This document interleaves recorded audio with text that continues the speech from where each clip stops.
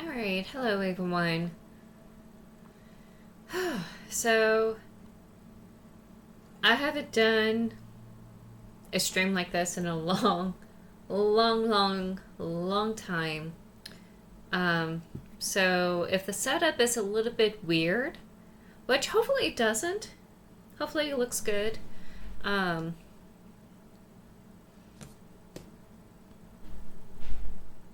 oh no.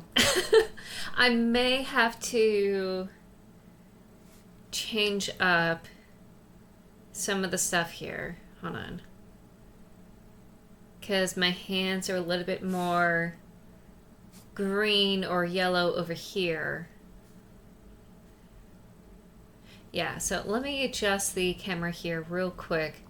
I have filters on to try to adjust things. And the hues is just... Okay. Okay.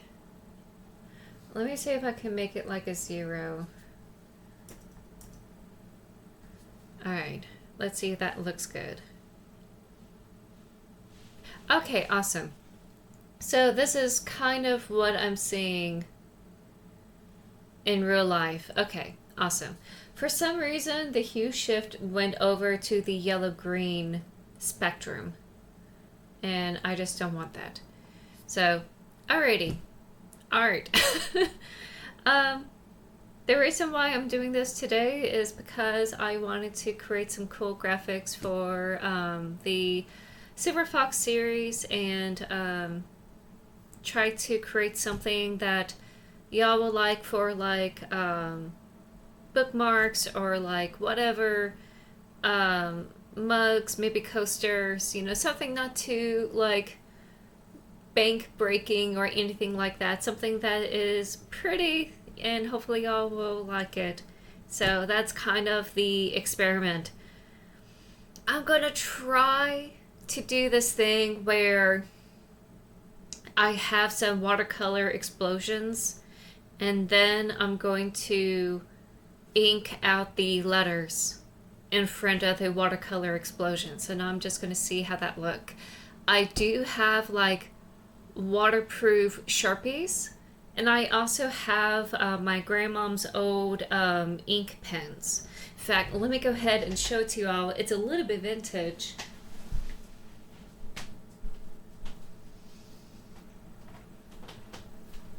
They were radiograph pens. So this may be hard to see. So there we go. So that's what she had. The radiograph pens, they have different grades of sizes. And it's for like precision architectural blueprinting kind of designs. Also for like stencil work.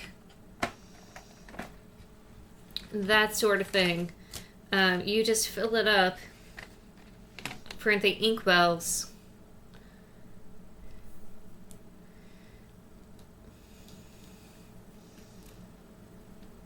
And you just do what you need to do. They have different colors for different sizes of the ink. It's not like orange ink, it's actually black ink, but the knob sizes are a different grade. So it's kind of hard to see because it's so blurry with the camera here.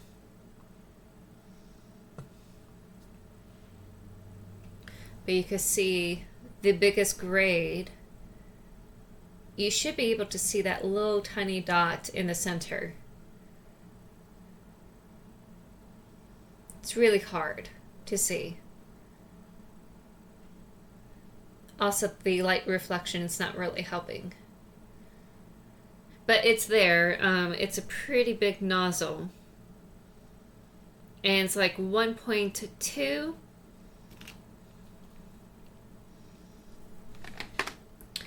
All the way down to the finest here, which is a 0.35. So those are the how thin, how broad the inks are. Kind of like go from there. Oh, let me just screw it back on. This was a little bit loose for the carton, so I may have to like refill this down the road. From what I could see, the ink looks pretty good. I haven't tested it yet. So I probably will use the largest size, so I make it look like calligraphy a little bit, and like kind of go from there. So that's my experiment. If that doesn't go well with the ink, I always have my Sharpies. The Sharpie is a permanent marker, and hopefully it won't bleed.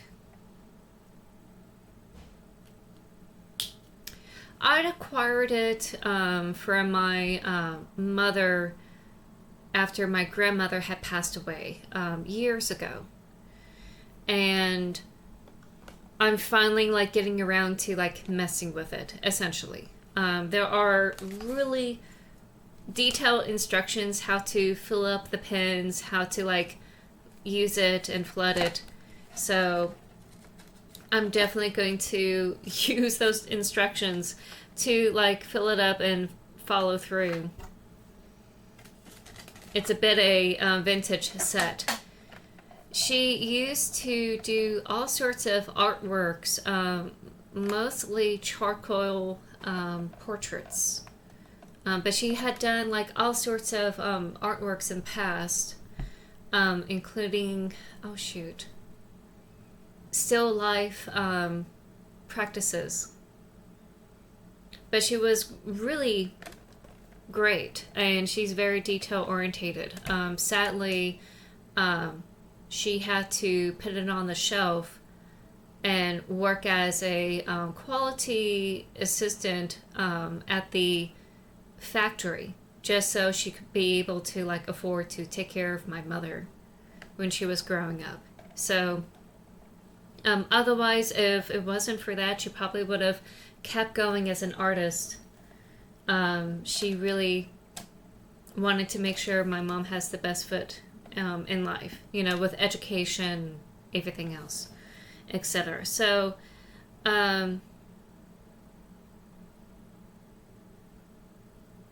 just a little bit of experimentation today. Mostly I'm just going to work with watercolors. These are from my own personal sets from high school. They're not really professional at all. I don't expect really high grade art, but I just want to see what it looks like, and maybe if it's really cool, be able to have it available for everyone to, you know, have as a print or something. So just gonna, you know, have fun.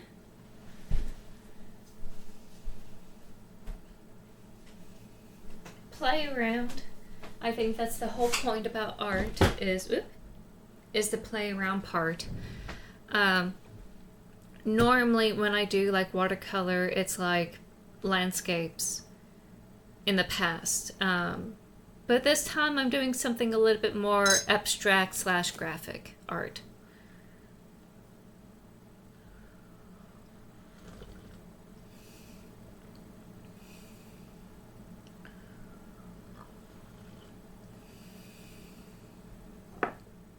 So I'm thinking there's two ways I could do this. I could do just the water and then dip the pigments in and just let the pigments bleed into the art, and then when it dries, it, you know, sets wherever it is. A little bit more chaotic, you know, that way. So I'm going to try to do it that way, see what it looks like, and just kind of go from there. Maybe try to do like a letter or something and just let the colors bleed into it and then let it fall. You just got a watercolor set last week. Let's go.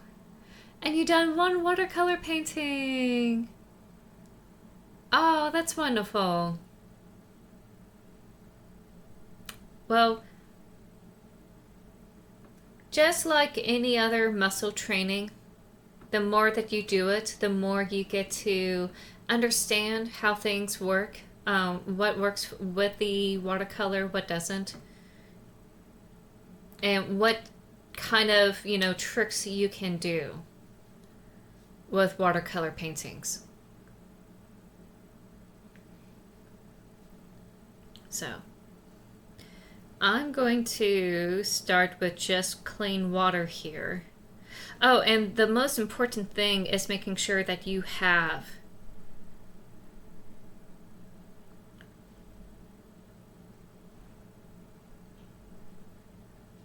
watercolor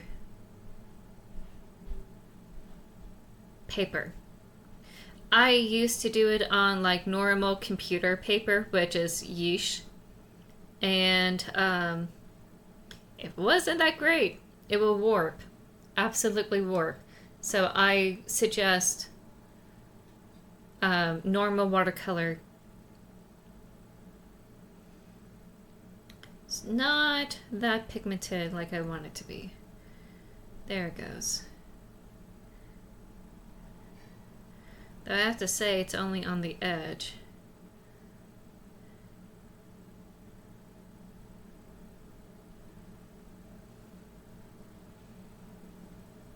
So a little bit wet on wet kind of painting here. You got it. Oh, you're planning to get a beginner's class. Oh, wonderful.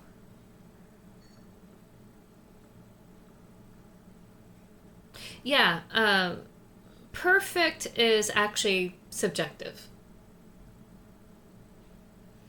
The fun part is fooling around.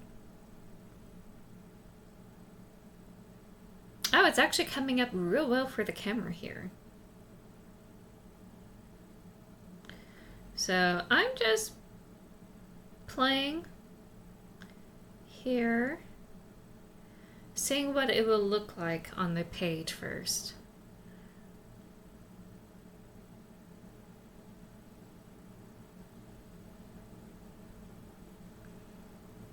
It may go tie-dye, who knows.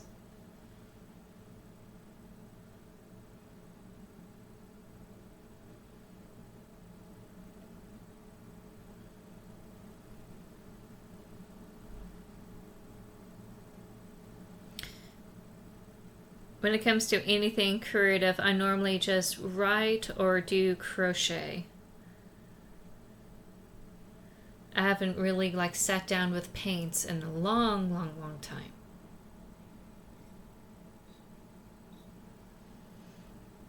Okay.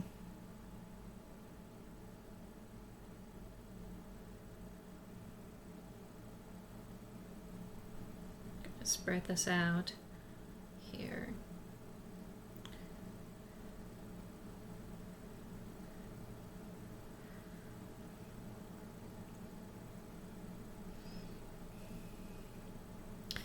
Okay, so it looks like it's taking, but it's not spreading as much as I thought it would. It's a little bit contained. So I'm going to use this brush just for the water brush here. And I'm going to use this as my pigment brush, just so I could continue to, try to cook some color explosions here. There we go.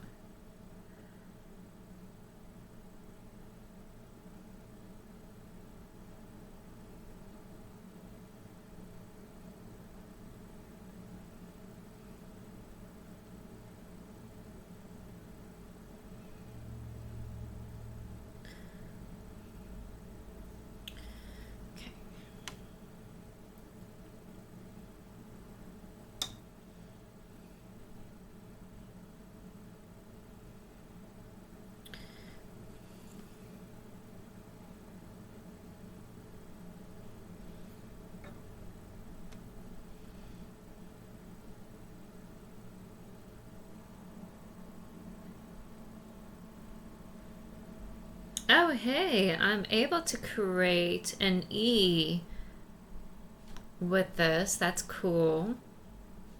Okay, so maybe I can write the name and just let it like diffuse, and maybe I could write over it. So that's something to consider.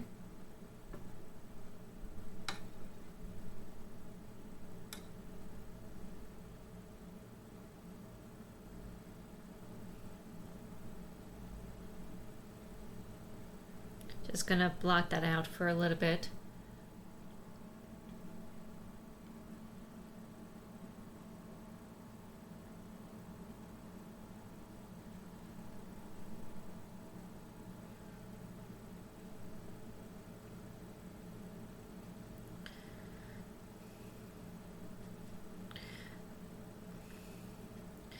Now, let me see if I could do this. I wonder what that will look like. Okay.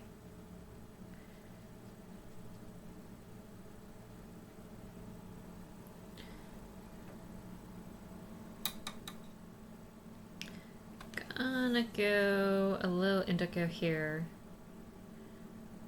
So, let me...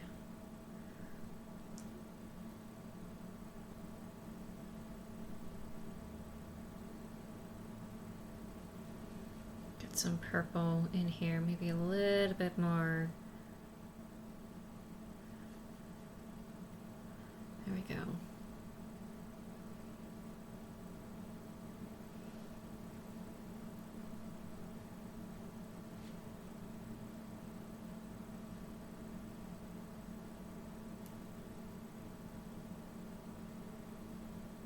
Okay, it's a little bit muddled.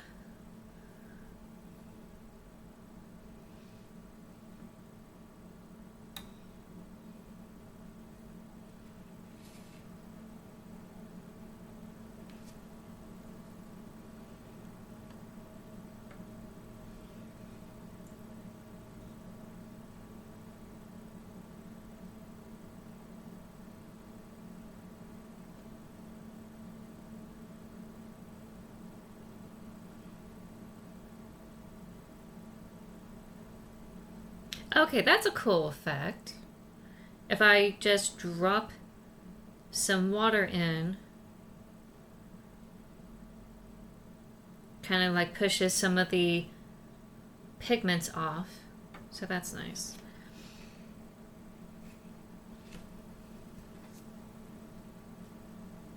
Okay.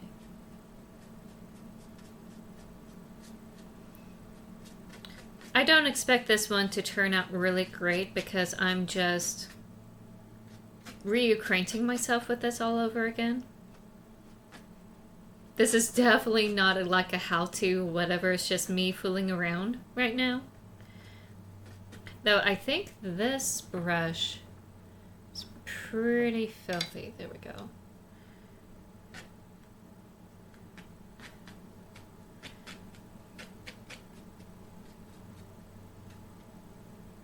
Okay.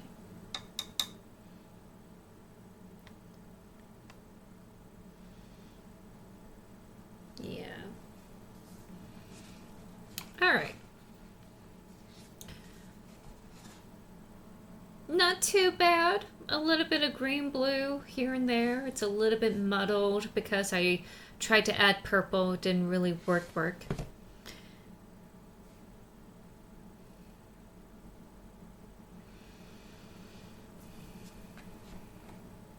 Gonna let that dry for a second.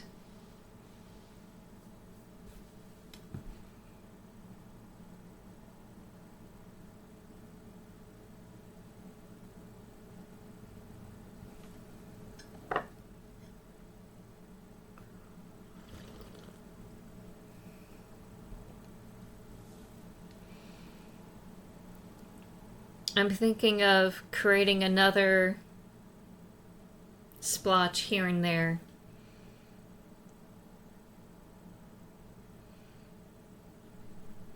Maybe something more bluer on this one and maybe a little bit more yellow here. We'll see.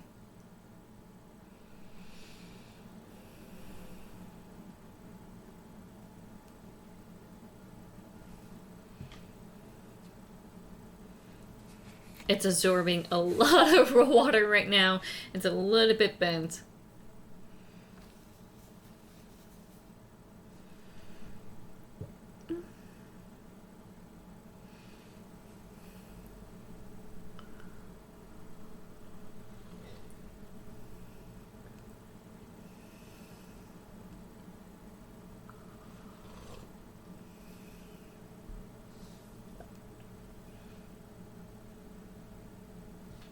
Okay.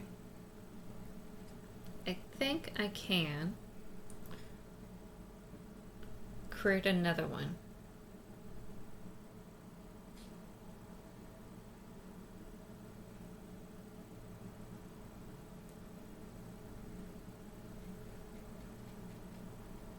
Okay.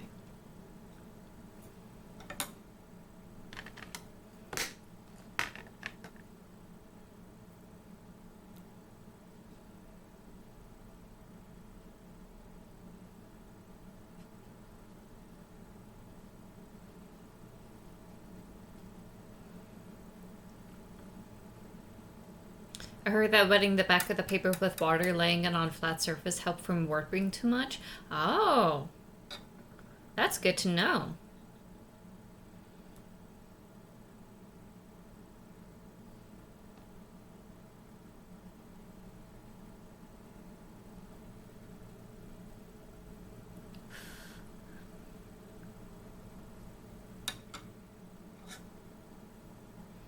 I'm also being very brave not doing this with any paper towels here. Let me absorb some of this. You know what? Let me get some paper towels. Because there's a way of wicking off the excess water with just the brush.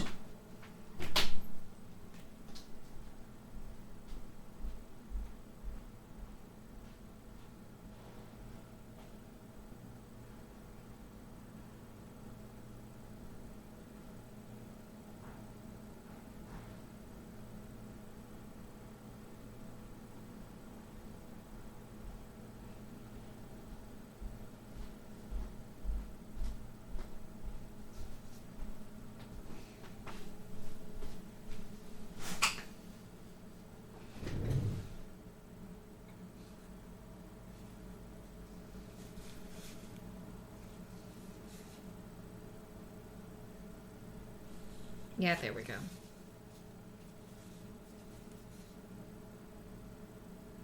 And I probably will just keep it there like that.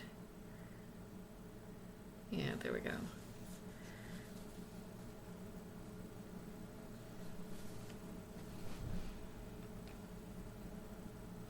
Yeah, I may do that for the next one.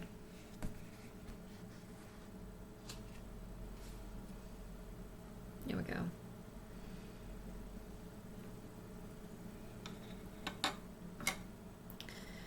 I may also just not do what I wanted to do and just do watercolor, like filling in the space, not have it as a explosive background of sorts.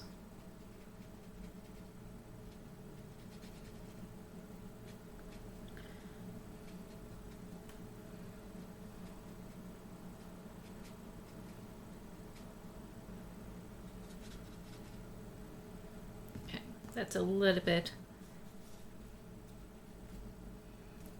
denser.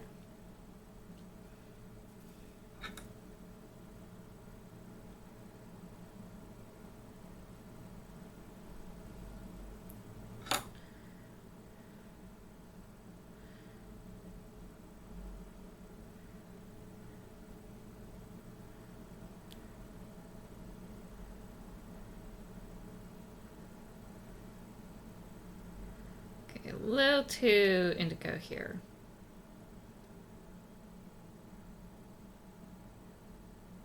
There we go. Okay, here we are. That's kind of the effect I want, where I just fill in the water bubble and it just spreads out. There we go.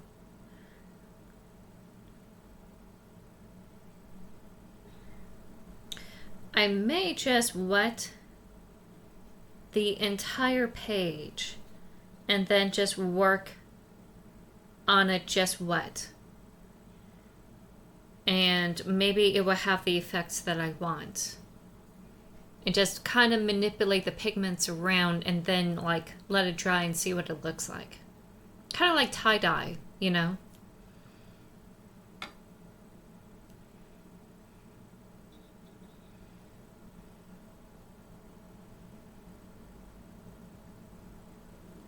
And let me go ahead and drop some water in here. Just a drop. That would give it a cool effect.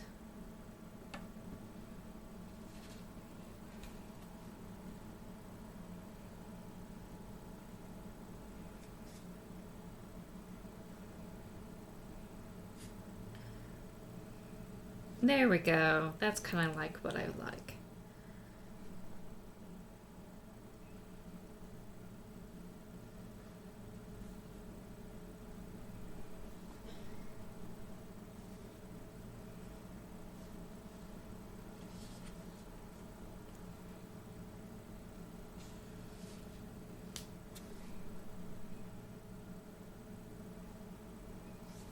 Okay.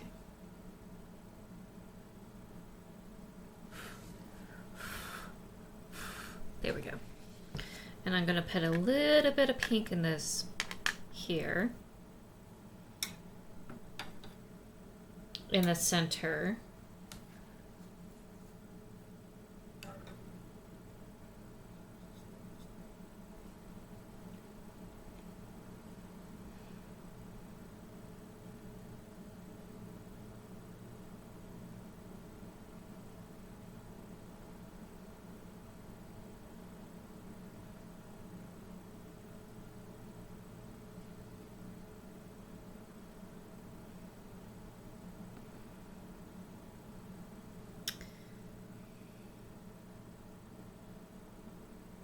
There we go.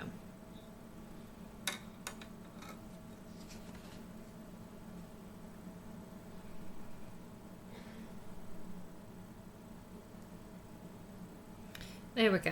Kind of give a little bit of interest. Oh wow, you really can't see it. That's so cool.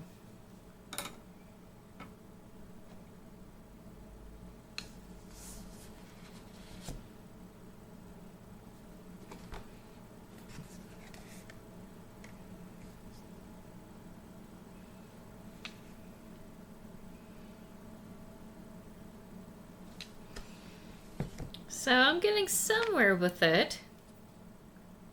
Maybe I don't try to force it out with the spikes. Maybe just let it harden as a line a little bit more. If I swish it around with the excess water, it will create a more defined edge. And maybe that's what I'm looking for. As the pigments like roll around.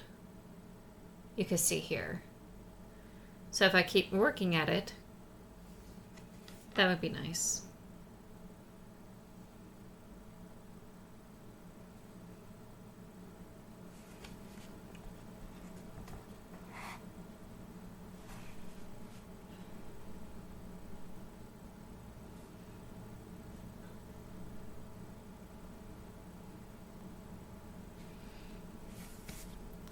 Water tension's really nice. Let me just help break it through here so that way I could try to create a new edge.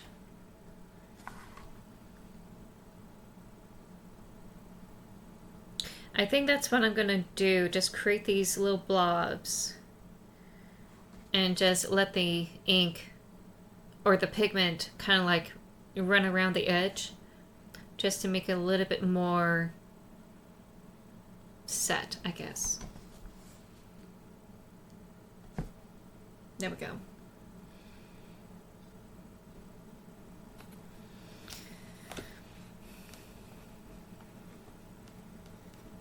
I think that's what I'll do. The next page. Yeah. Let me go ahead and try to finish up this page here. So that way I could use it for something else. And Then I go on to the next. I'm gonna put a little bit more of the yellow here. Maybe not too strong. Maybe.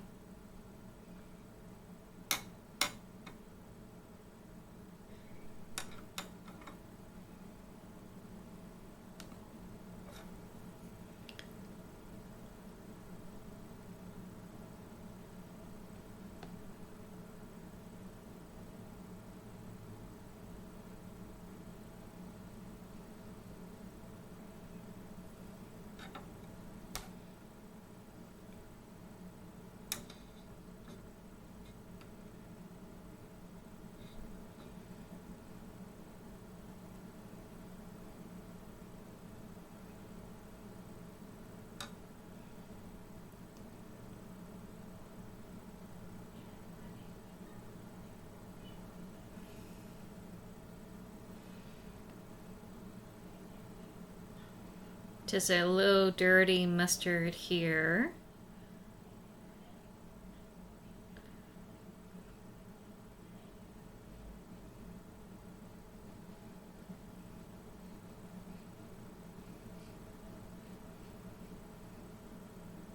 Okay.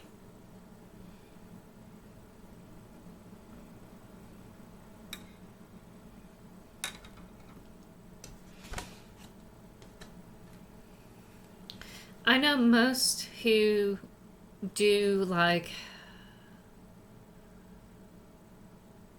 urban art, like street lights, you know, people sitting at cafes, all that stuff. They probably don't do something like this. um, they usually do like dry on dry a little bit. Or at least they wet the brush enough to have the pigment and then they like put it on there. And then like build on top of each other.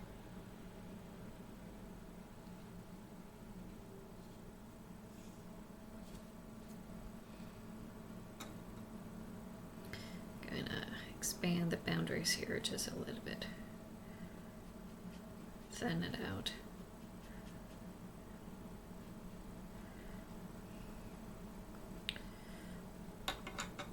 But I know like sometimes when it comes to landscapes, you do what's called a wash just for background and you just build the landscape in the front. You kind of do like a wash of blue.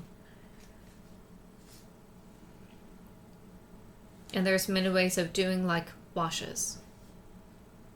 And this is kind of one way to do it. You do like a wet on wet wash. And just let the pigment just kind of like fade into the page. It's a softer way of doing pigmentation.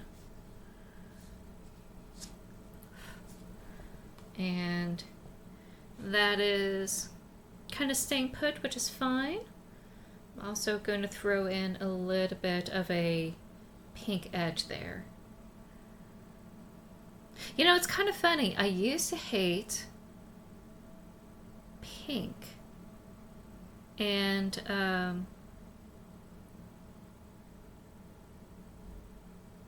growing up, you know, it's kind of more this is the ultimate feminine color. And, you know, oh, girls gotta have pink. And you kind of still have that mindset nowadays. Sort of. But back in the 90s, it's just very, very loud with the pink. The pinks are really neon. There's also coral pink, which for some reason, I just don't look good in coral pink. You know, surprise, surprise, I could work with cooler colors. Okay, that's a little bit of an egg yolk. A bit of an egg yolk kind of situation.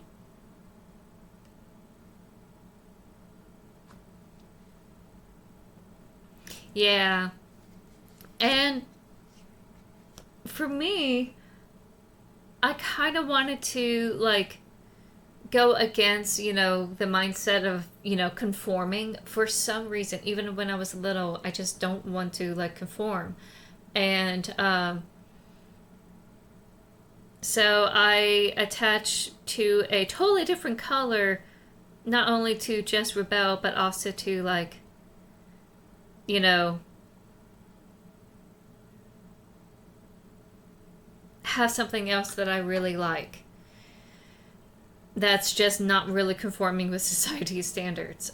So for me, I'm gonna try an in between here. Maybe a little bit of this. A little bit of a strong pink. It's very waxy too.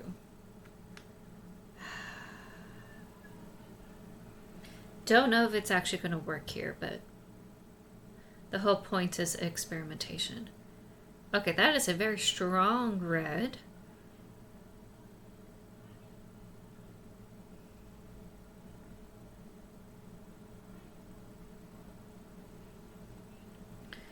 So I really just love green, especially like jungle green, you know, a little bit more of a mix. Like this kind of green that I'm wearing right now.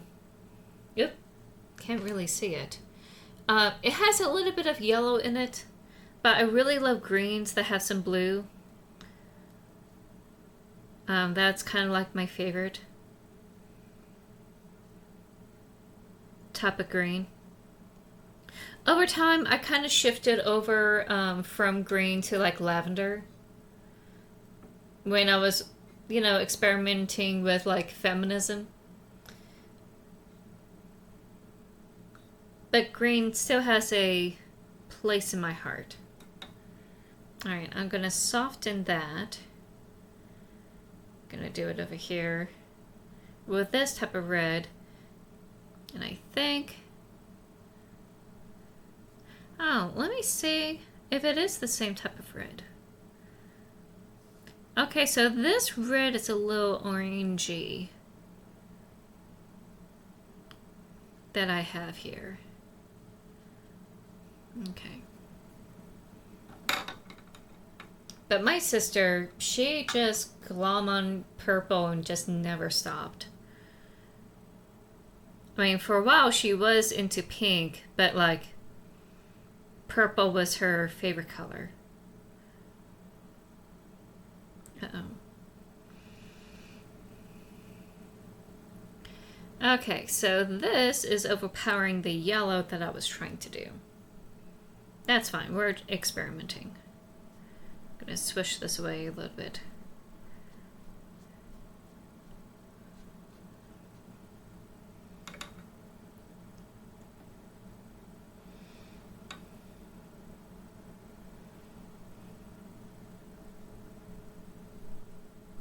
Yep. Got some pigment on it. My bad. Oh well, that color is there.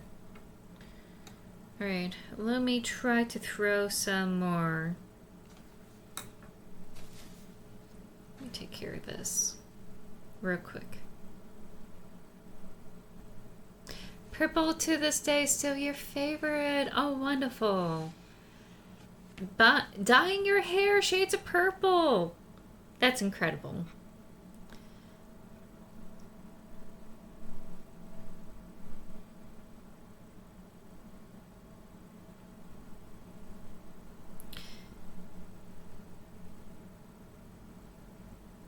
Every single time I tell anyone that green was my favorite color, everyone thinks, oh, like the color money. And I'm like, no. I don't want the color of money. I want trees, you know, the beauty of trees. You know, and the forest and like jungles and, you know, really cool stuff like that. And never fails. Never fails, you know, it always comes up as, oh, you really like money, don't you? But no one says that to anyone who likes purple. Okay, so gonna wash it down here.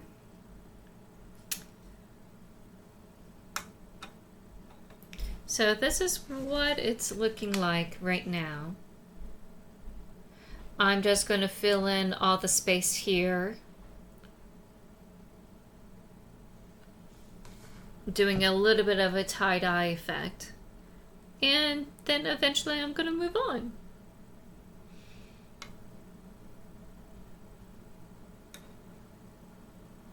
You know what? Let me try to do like a straight-on pigment here.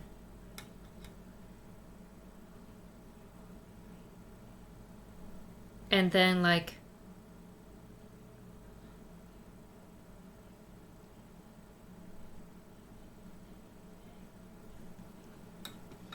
drop some water on it.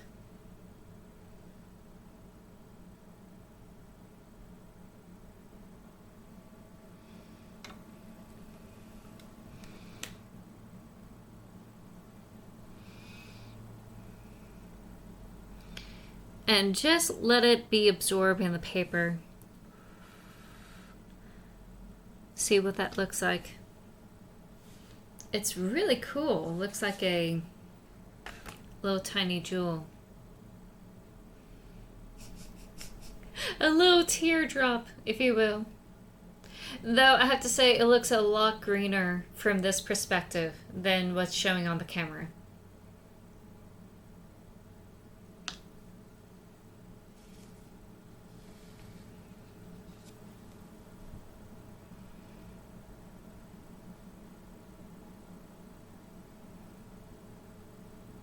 Maybe this is what it's like having higher grade watercolor paper. Because the bleed effect is not that strong.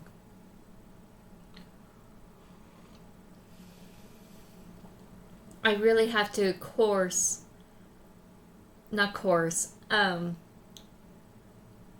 really force the paper to like have blotches or like ink blotches or like blobs or whatever. I really have to really work against, you know, its inherent nature. Maybe just wetting it completely will create the result I want, and then like I could just mess around with colors and create a tie-dye effect.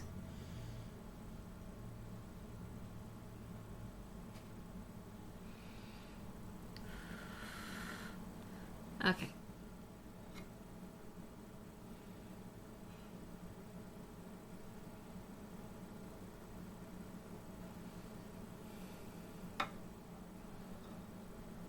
Let me see.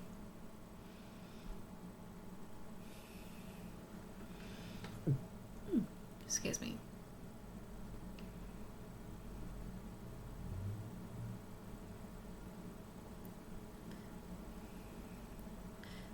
Yeah. It's not wanting to move around unless I break the barrier and just kind of eke the water bubble out and spread it around. So, okay.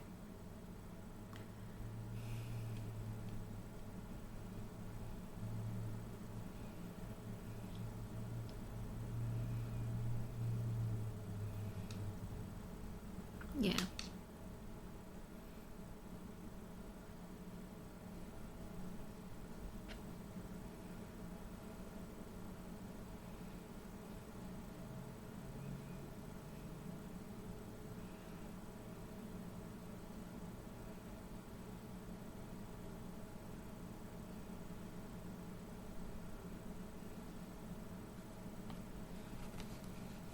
Ooh, you really can't see anything because the brightness is so high. Let's see.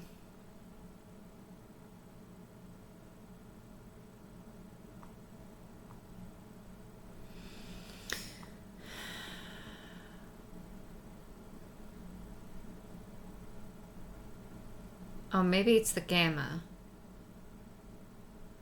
Nope. Maybe it's the contrast. Kind of. Oh, wait, no. I kind of overdid it.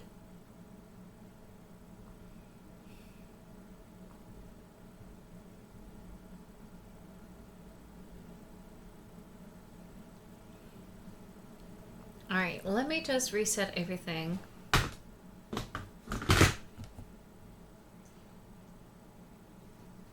There we go. That's gamma.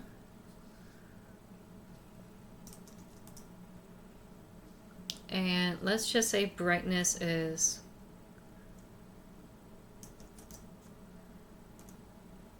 that.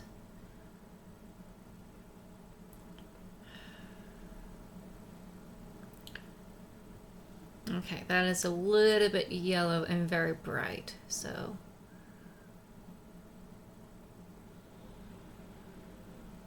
There we go. Okay.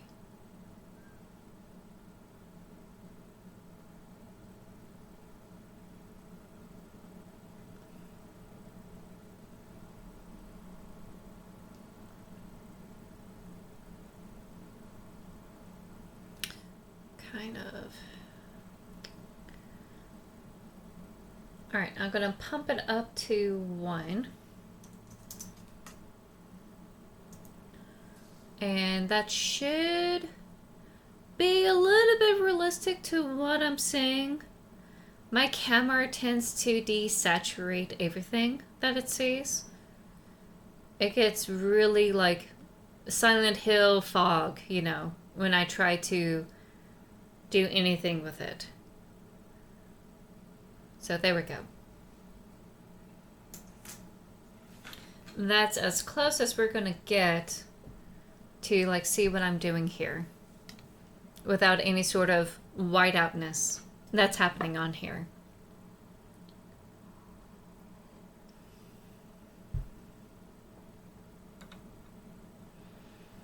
Okay.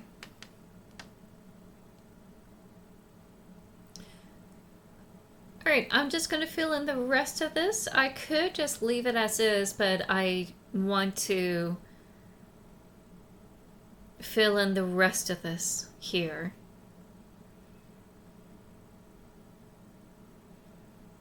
I don't know what to do. Oh, I know. I know what I want to do.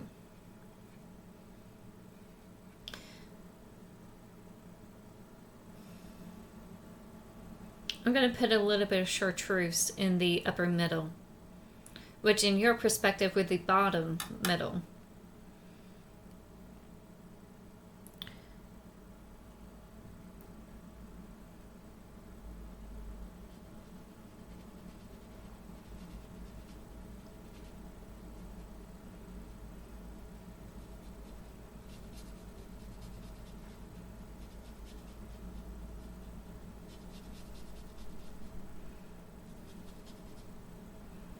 Now I kind of like this. It's a little bit of a gentle way of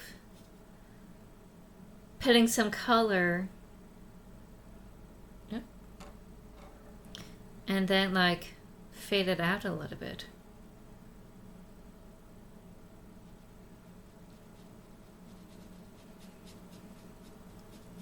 I kind of like that.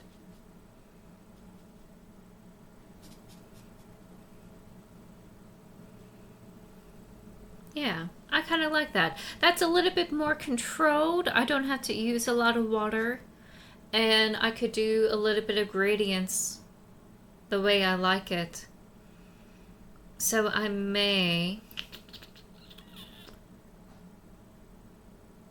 do the same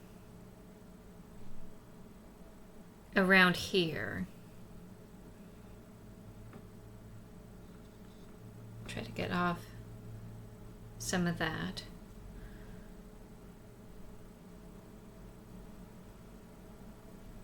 Yeah, I may just ink out the words, and when it's dry, I'll just do watercolors around it, because the ink is waterproof.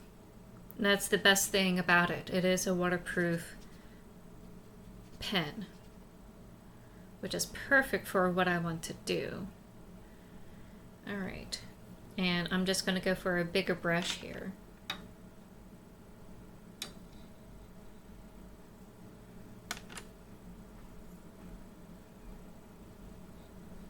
Because that's a bigger area space.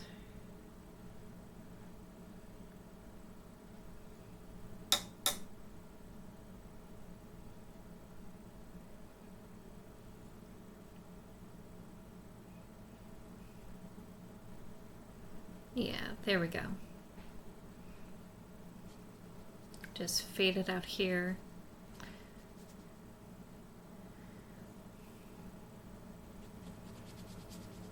Okay, I kind of like this.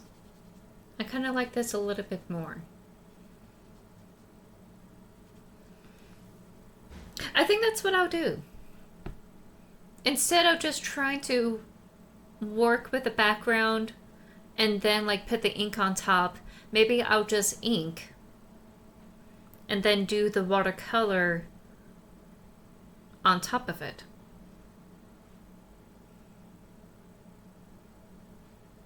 No, wait. Because by the time it dries, hopefully the black ink will show through. So long I just don't overwhelm it. And I could always like fill in on top if it like comes over. I think that's what I'll do. Going to mix a little bit of the pink and make a purple here. Well, actually I may just do this color here.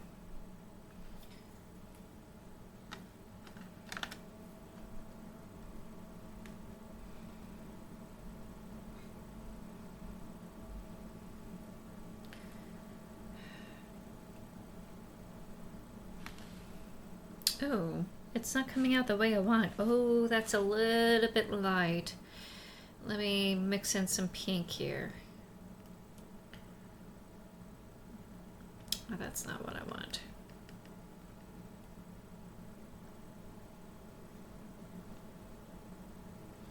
It's a touch lavender than I really want it to be. That's a little bit cool of a tone.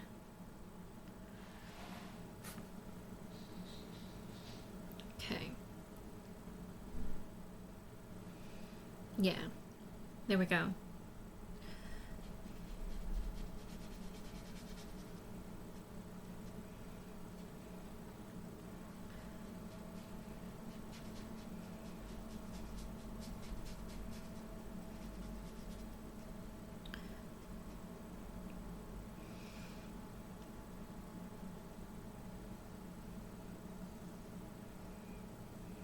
There we go.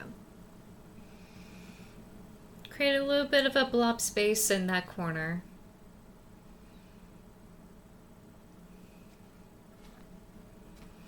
Not the color I was expecting. I may just get rid of these Coriolas. I mean, it has a wider range of pigments here. I mean, let me look. But it's not really...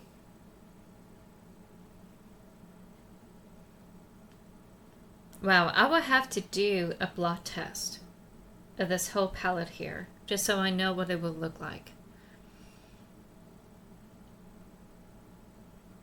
Because that is a really strong fuchsia, and it's just looking pretty purpley. Well, actually, no, it kind of looks like a fuchsia here on the camera. But it had more, you know, more purple than what's coming out over here in this corner.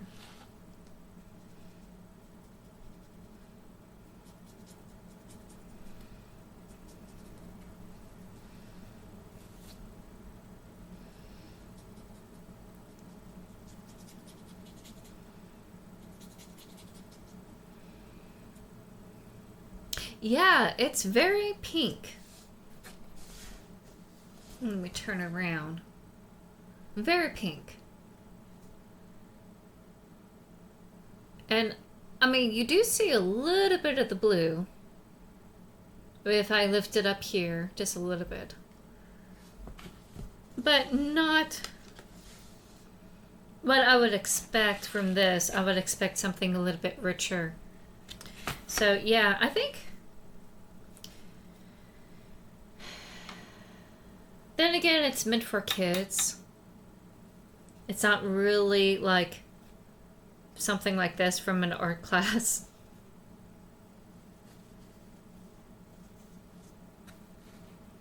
God, how old is this?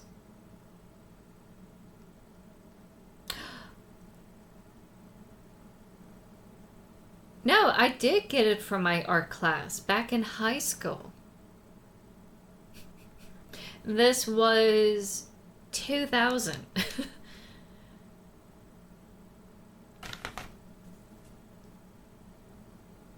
Let me check the date on this one.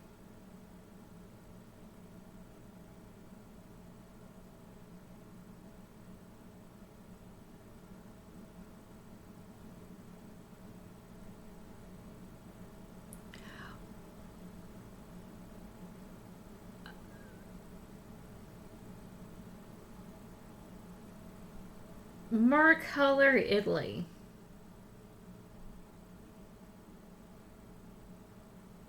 Okay.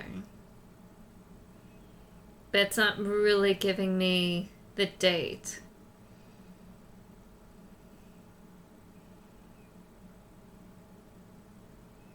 But this also came from my high school class.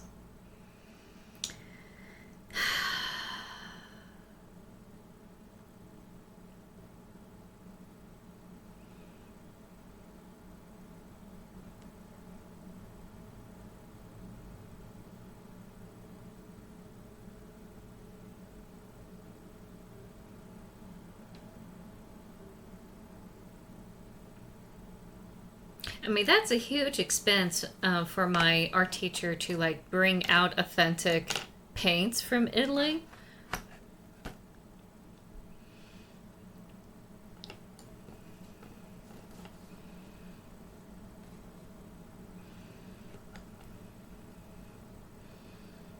But definitely not what I'm expecting.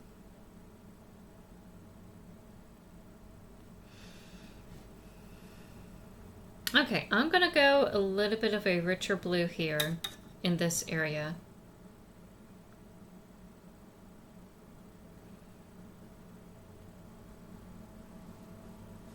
Oh, whoops. Got a little bit muddled.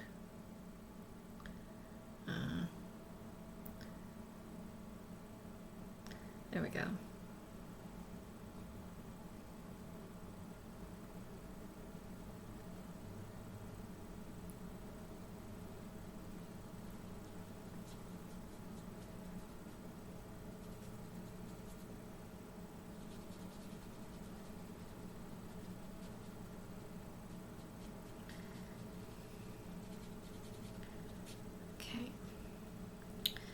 Little bit of green in that little pocket.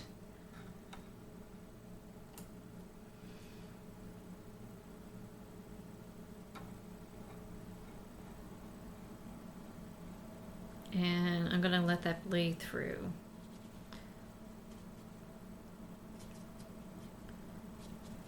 There we go.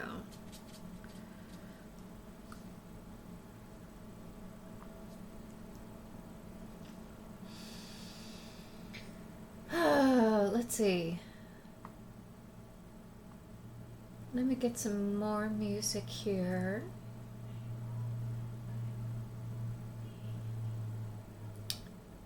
All right.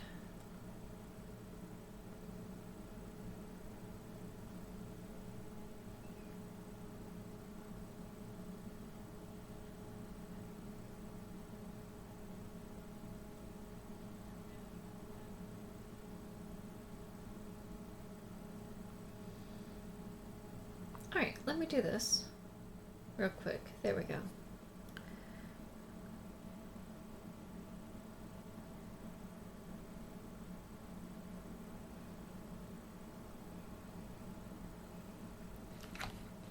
Let me try a little bit more purple here, and then I'll fade into that black pigment.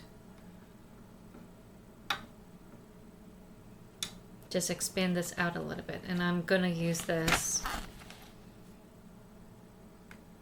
Wow, I really use this pigment a lot. There's like a crater here.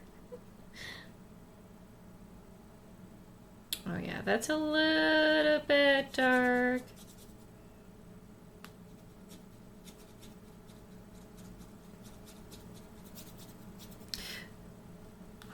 I kind of like how I'm doing my brush strokes on this one. Kind of have an idea. Instead of trying to create water droplets, pushing it out, I just go a little bit less wet, more pigment, and just do the abstract brushes like this across the page. I think that would be cool.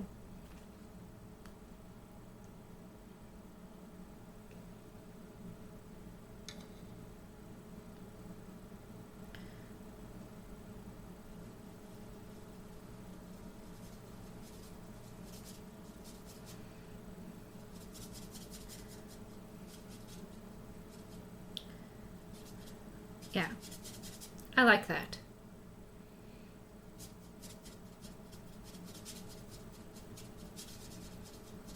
Okay, I think I like the messy and tempo. Yes, Goose, welcome in. If people don't know, Goose Town is a tarot reader and an art aficionado. Let me do a little shout out here. Please go follow Goose, because they're an amazing little being. What? No, hold on. There we go. Ooh, welcome in, Goose. I hope you're having a wonderful day. There we go. I am currently experimenting watercolor.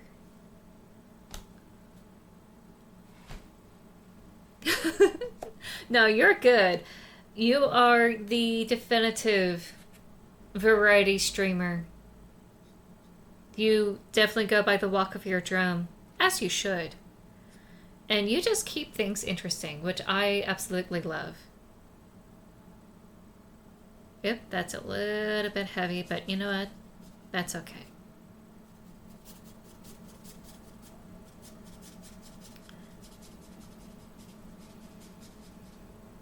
Kind of like this. Kind of like the low tempo I'm getting here. So maybe that's what I'll do for the next page. Is do something like this. And definitely try to like take care of the warping.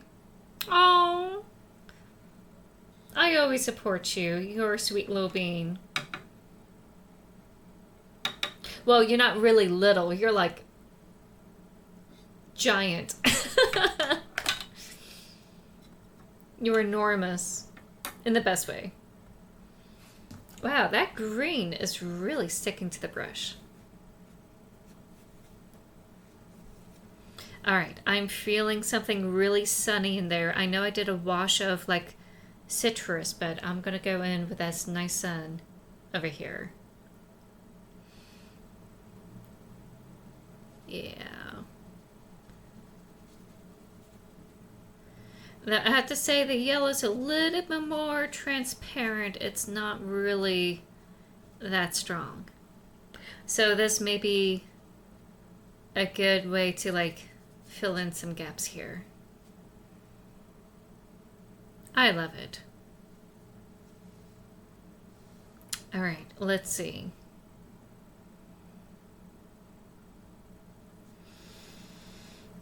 Maybe I do a little bit of an orangey red over here. Just make it really pop.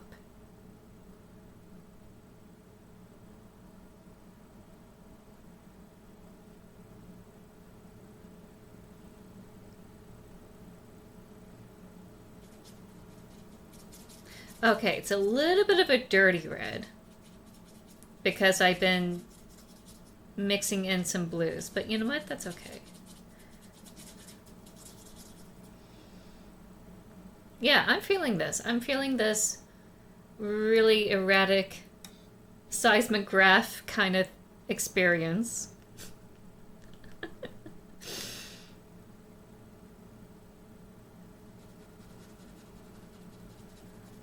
I'm just going to fill that in here.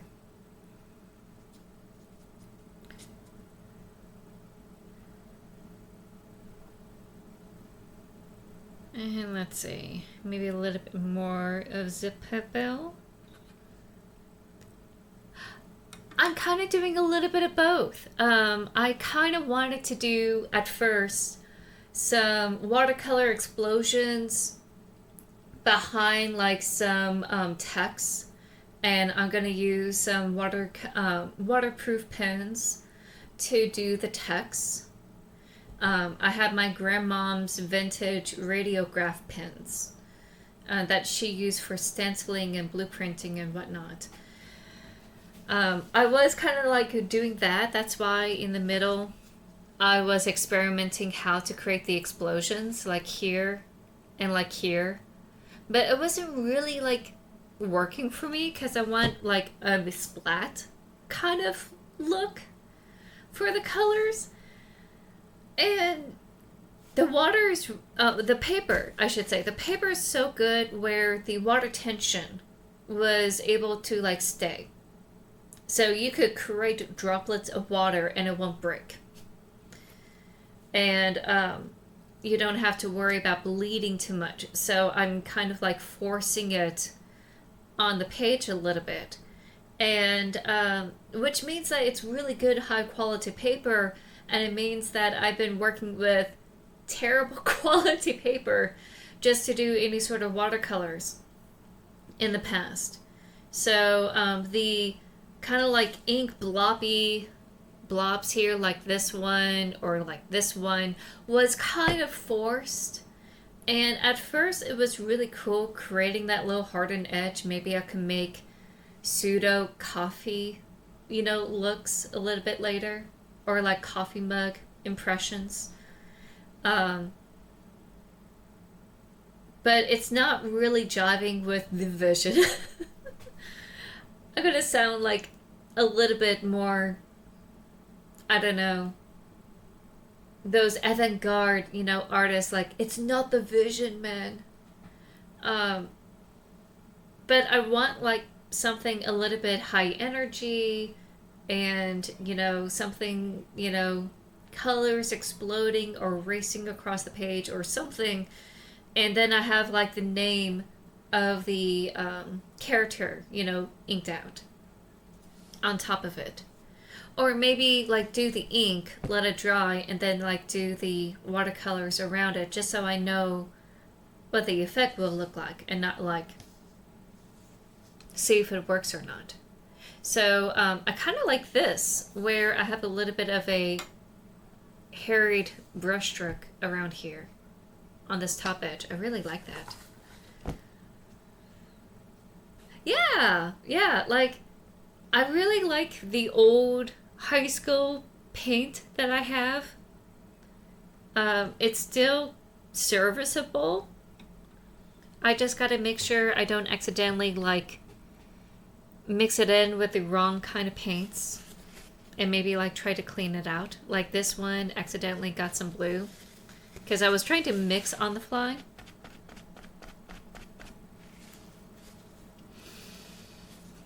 But I also have these old Crayolas, and it's very waxy. And when I use the pigments for this, it's not really showing up the way I want it to. So I may just wait to do the next page, maybe create a color testing page for this. And like, that way I can move forward with the colors I want. Because I know technically I can mix this and do whatever colors I want, but it's kind of on the fly. And I like doing that with acrylics. I have walked away from like watercolors when I was in high school and really got into acrylic paints when I was in college. And I like using acrylics in a wet form so that way I can mix the colors right on the canvas and do a little bit of mural layering, if you will. So if there's a color I didn't like, I instantly like go in when it's already wet and like mix it around and like manipulate it on the canvas. That was back in college, and I would prefer like standing up for something like that. I do have like canvases, so I can do some acrylics, but I would rather like do something where I could just scan it in easily, you know? I mean, I'm sure it wouldn't be hard to, well, okay. I had to find some way to scan in the paint for prints. And I will have to talk to like some people how that happens. If it's going to be like on a canvas, you know? I wish I was able to do something like this in like in a digital world, but I feel like digital art can get too clean. And I like the messiness of this. So that's why I'm kind of like not diving into the coloring part of digital art unless I mess with the opacities, you know? You know what it is? It's not really the cleanness of digital art. It's I have so many options where I'm able to control every process, where here I'm a little bit out of control. I don't have the at the moment I don't have the ability to do like layering very well, or the opacity. I have to work with the pigments on their opacity. I'm not able to manipulate, or like if I make a mistake, I could fix it in the digital art mode, whereas here I have to work with it. You know? So there's a lot of options where I have a lot more mastery and control over like what goes on the page. Here, I kind of have to roll with it. So there's a little bit of problem solving and just letting things happen in an organic fashion. So that's kind of why I like more physical art. Nothing against digital artists. I think what they do is like so cool sometimes.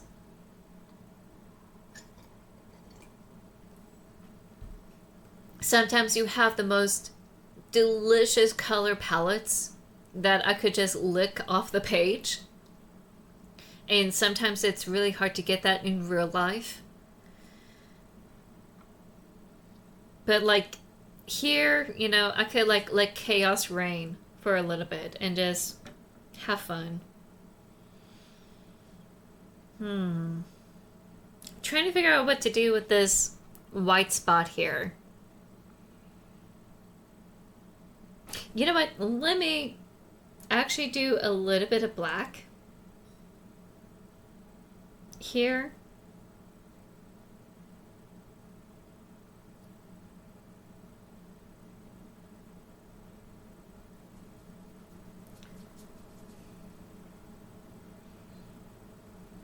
Okay. And I'm going to I may just throw in some deep purple here. Kind of go into it.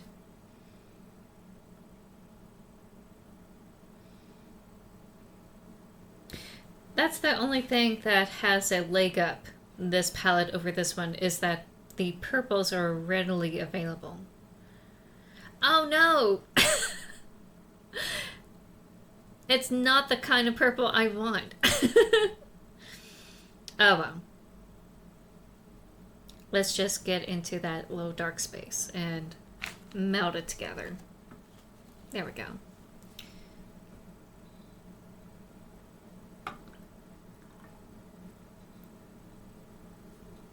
Oh well, it's all an experiment. It's all fun. And if they come out the way I don't expect them to, and it's not something that I would use for like the merch, at least I had fun today. I definitely need it with what's going on. Okay. So I'm going to tear this off. Oh, maybe I should.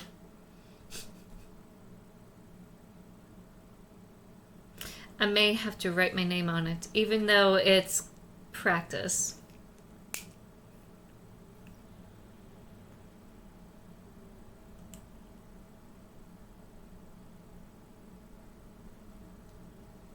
Oh, wait.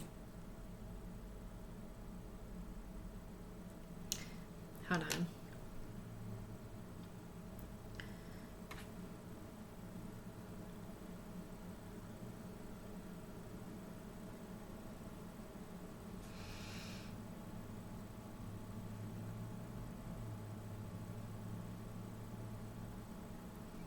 Make sure it's a little bit more.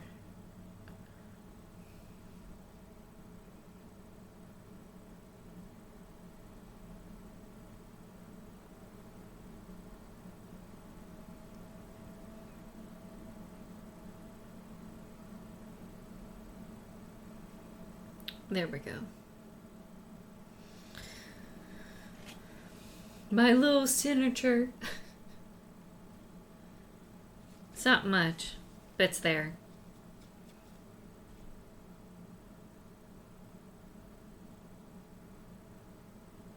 Gonna do it a little bit dry.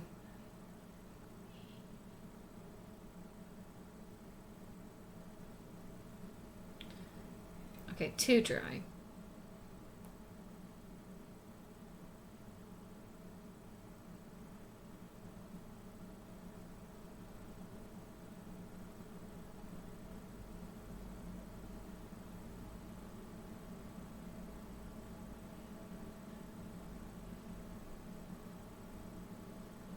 Okay, there we go.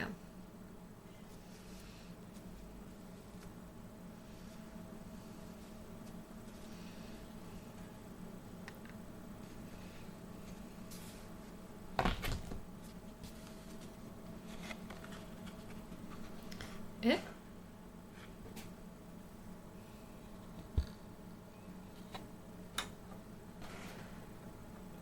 There we are. Experiment 1. Not too bad.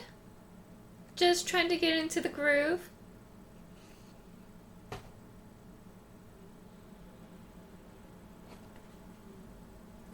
And I'm going to write down that it's experiment. I'm going to get a different pen.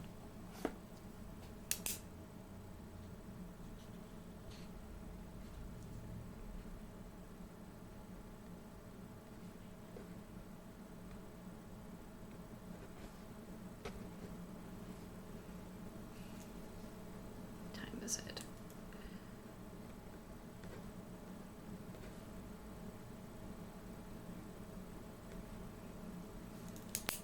There we go.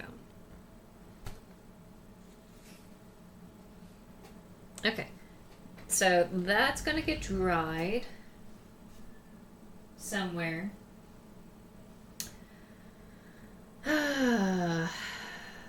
If I have space.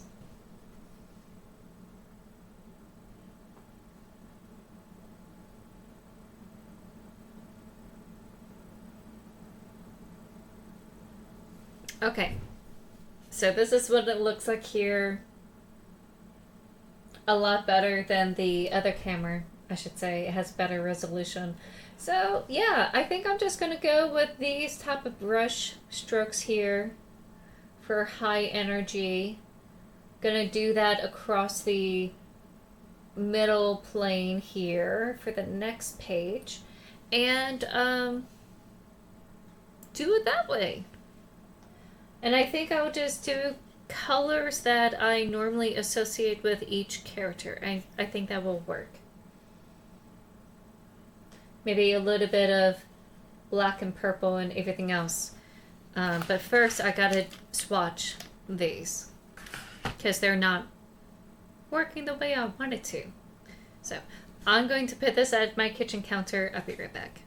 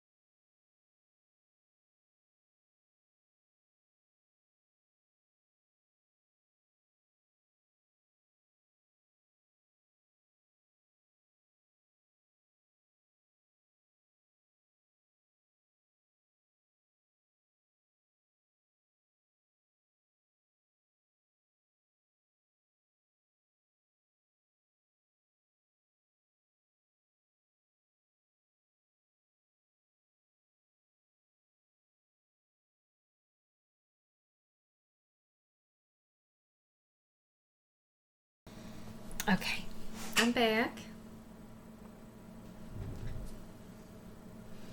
So let me see. Okay, I thought I was back, but I'm going to go ahead and get a fresh start with the water here. So, never mind, I'm not back.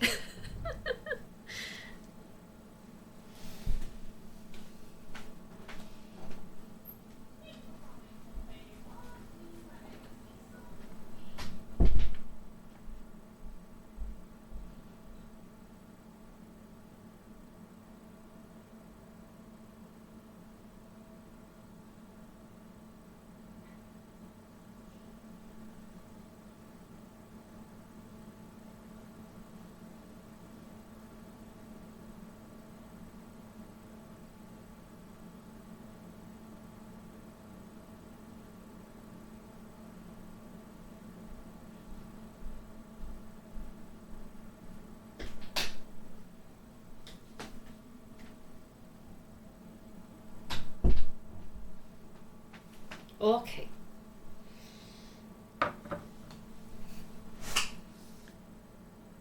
There we go.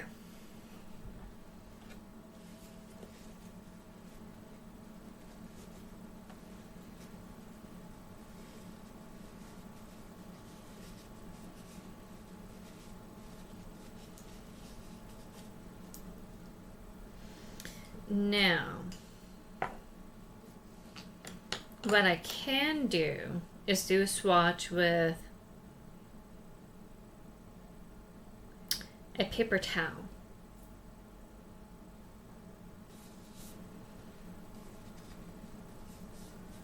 And you know what? I'm going to get a new paper towel.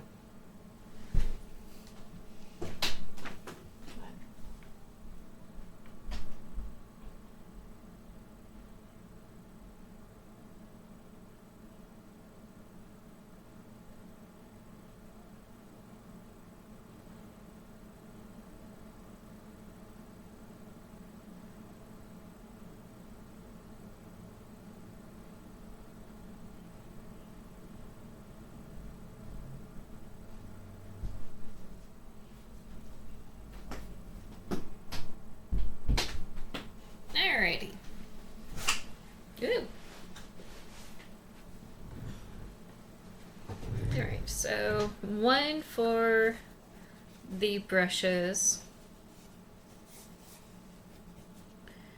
and one for the swatching.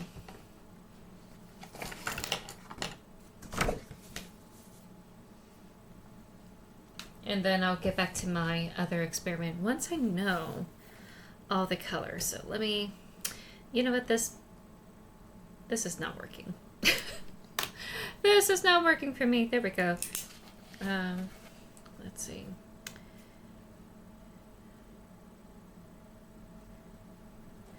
I used to have my notes on napkins and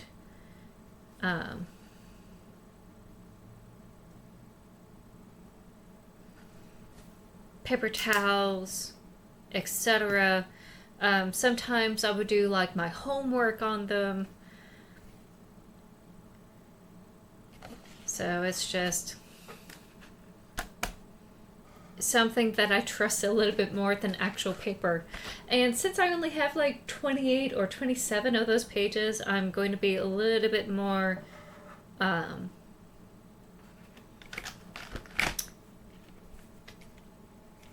not really going to run through them as much as I would if I was younger. That did not work the way I wanted it to work. Okay, there we go.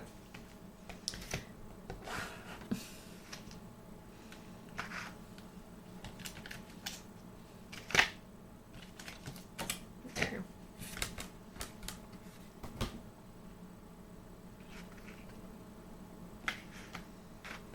I'm glad this is just easy to pop out. Let's see. Let me just do it here. There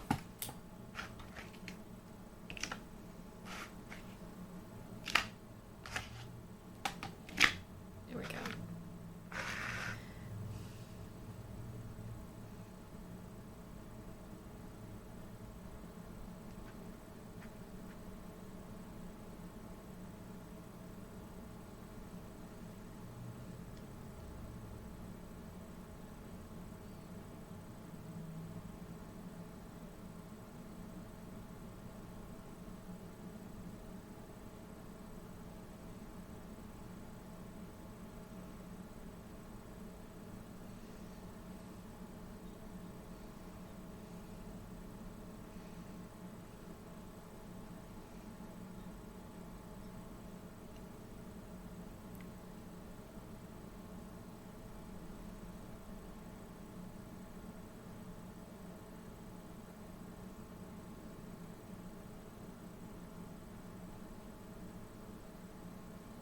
Actually, the paper towel has some excellent bleed effect. So maybe someday I may just do a paper towel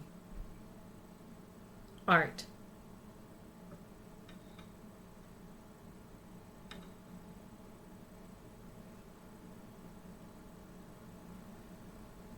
And it won't necessarily warp it because the whole point of the paper towel is to absorb it. God. I forgot how old this is. Takes some work to like get some of the pigments out.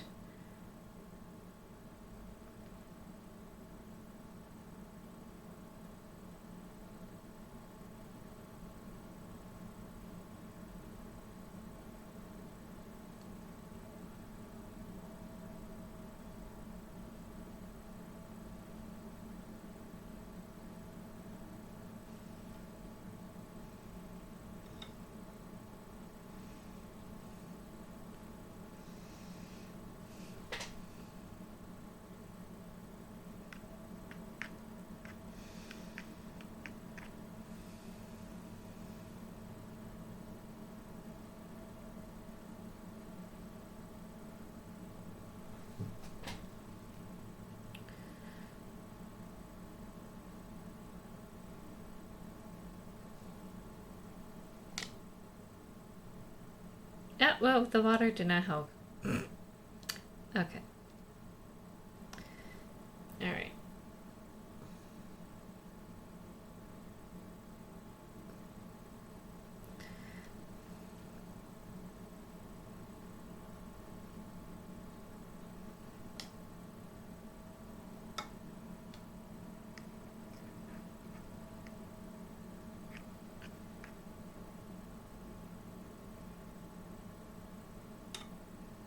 Maybe that's what I should have done. Just put a drop of water in and just swish it around.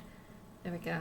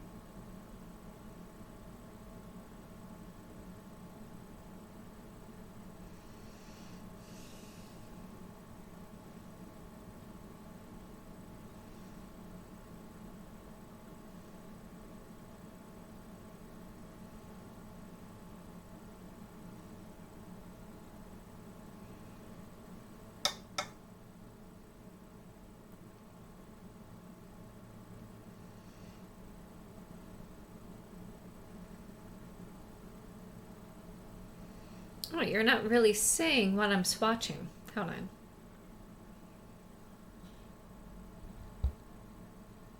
There you go. Oh, it's really coming out well for the camera. Those pigments are really striking. Too bad they don't really translate from the actual pigment itself. Like, this is a fuchsia, then in like a purple. I'm so glad I'm swatching these.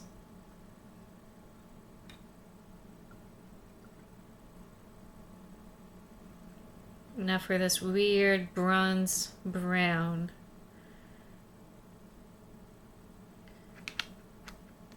Technically, you're not supposed to put water on them unless you're ready to use it for the day, but for this swatching, I kind of have to.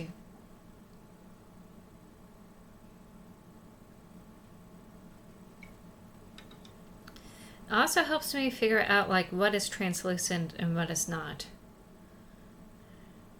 In fact, I may just watch this one too. Do it on the side. Yeah, that's kind of like a rust brown on that one.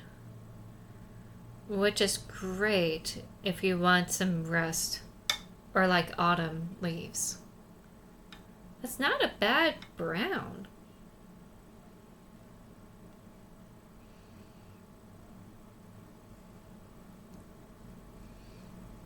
And the black is pretty smoky, like a very soft gray. All right, so white, Get a little bit of white in there. Not really going to show up here. It's really meant for mixing.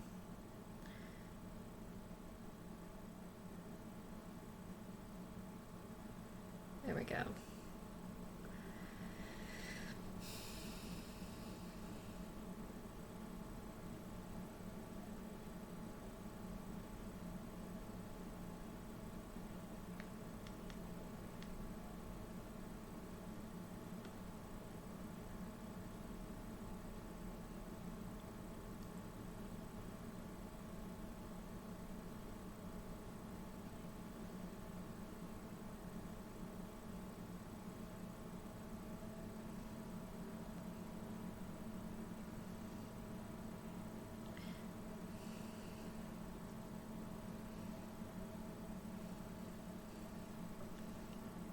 Okay, so that purple is more of a smoky, cloudy, stormy kind of purple.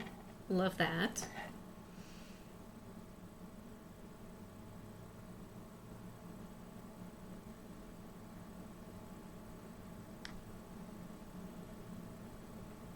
Okay.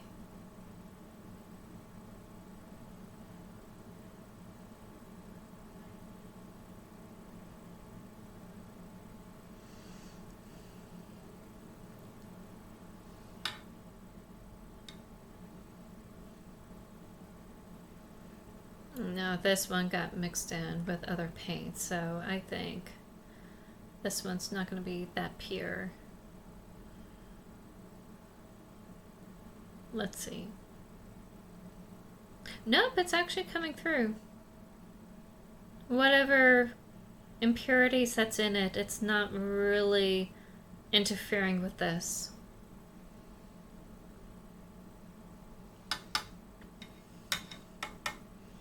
So when I say jungle green, that's the kind of green I'm talking about. This one right here. That's my favorite kind of green.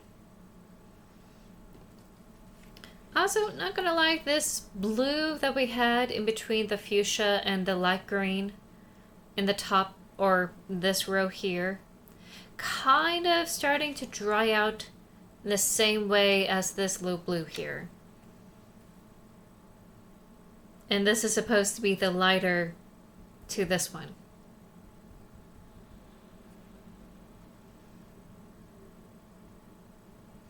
There's a slight difference between the two, but like at the end of the day, I think it's going to fast away.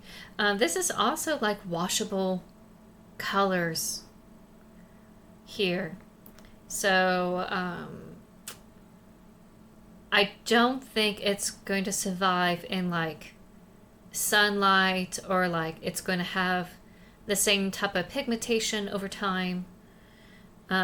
More than anything, the swatching is going to help me figure out like whether it's going to last or not. I don't think it would. I honestly think that some of this will break down.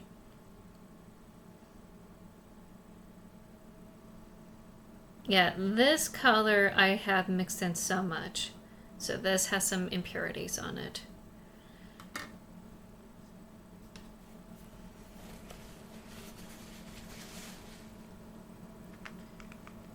From my high school days.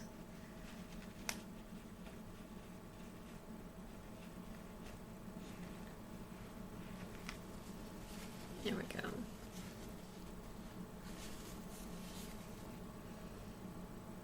Let me see if it's a little bit better with some of that off.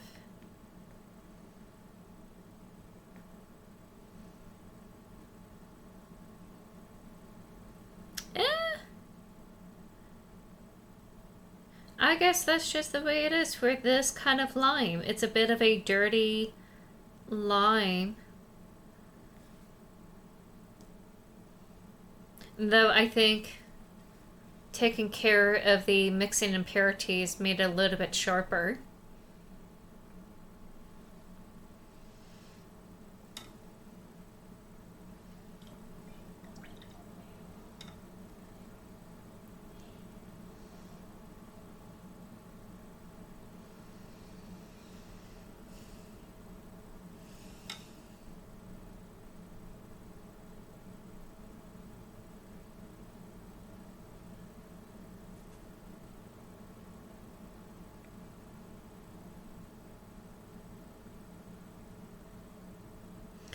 I may just take a photo of this and then, like, wait for a week and see if any of these pigments are still just as vibrant as it was today.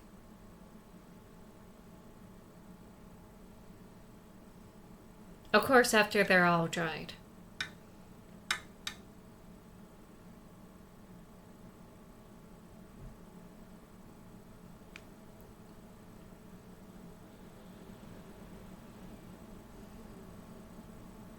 There we go.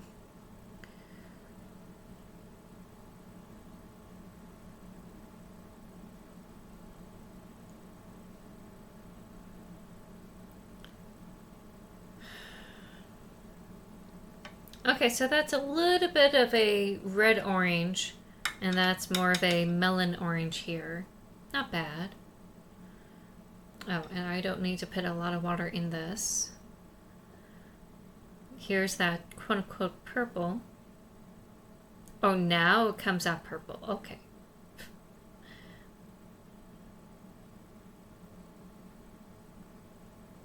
I see how it is.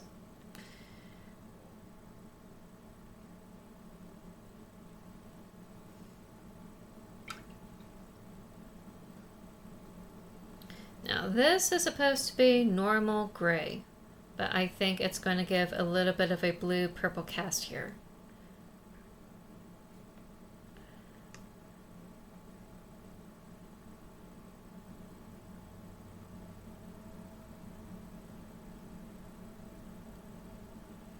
Oh no, the black?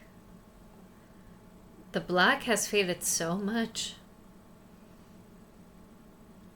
I probably won't ever use the black because it's just non-existent. Definitely going to use it to like tone down some things. But if I really want something that's going to stick around, I may just use this gray.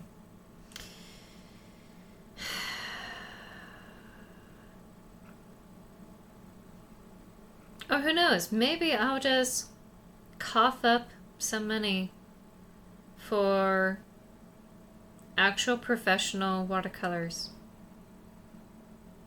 Watercolor paints. Down the road.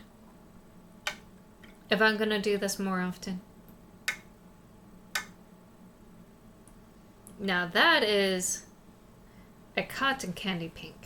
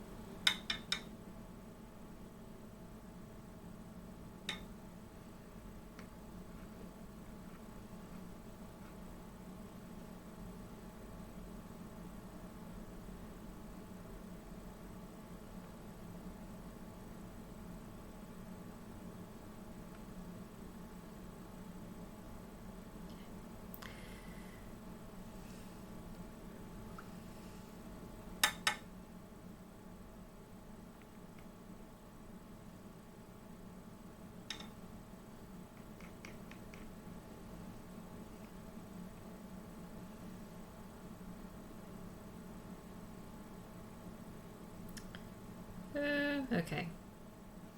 I was really hoping it won't bleed into the chartreuses up there, but never know. Okay.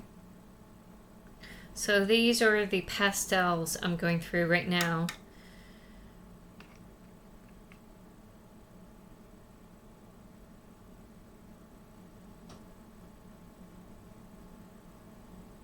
Well, that's not really a pastel.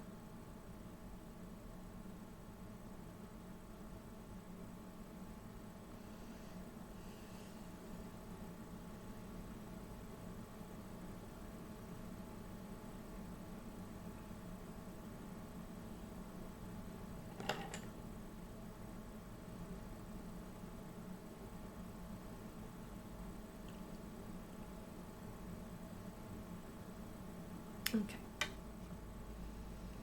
Last but not least, this weird lavender.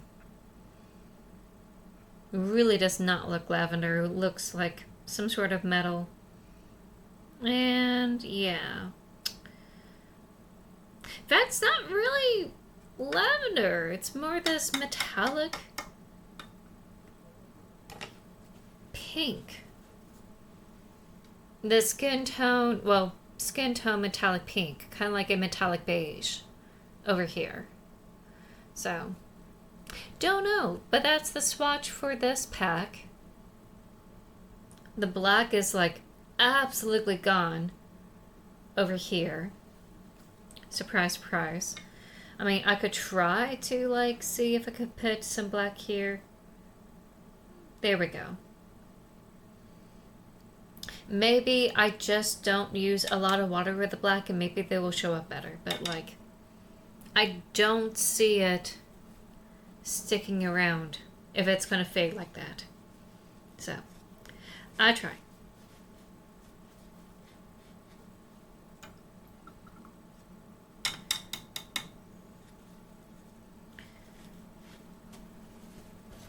And let me swatch this here.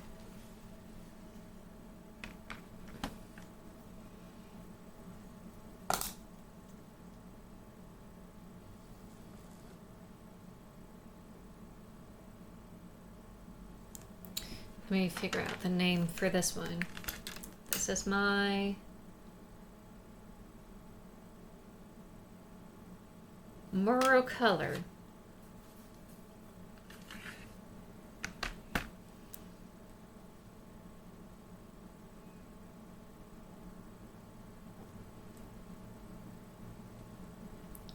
Put left and we're going to put right.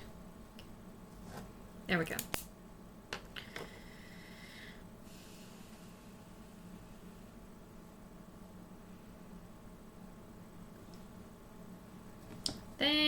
Yeah, I'm going to do it this way.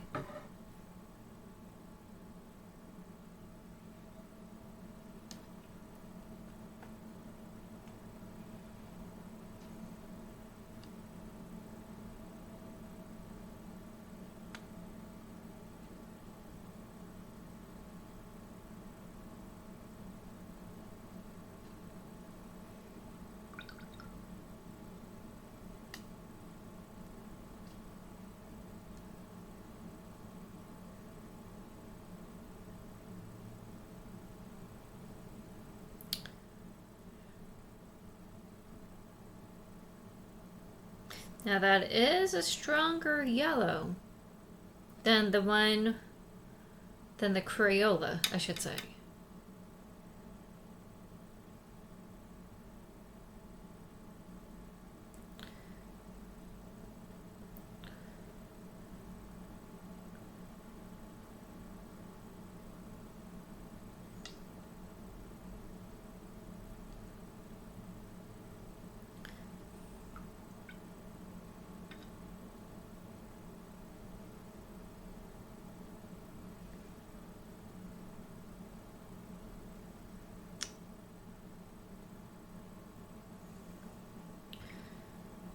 I have to say though that I think these are really dried out and I think they kind of lost their pigmentation here.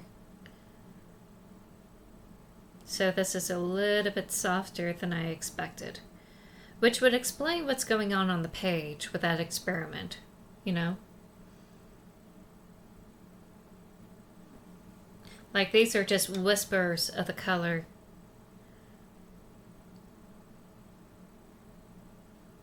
So,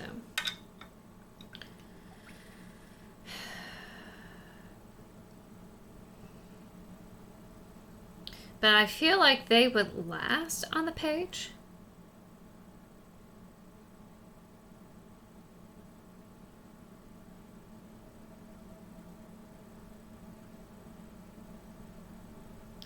Though I think I may have to do some Crayola here. Instead of this. Though I think the black is going to come up better. Oh no, maybe I'm wrong.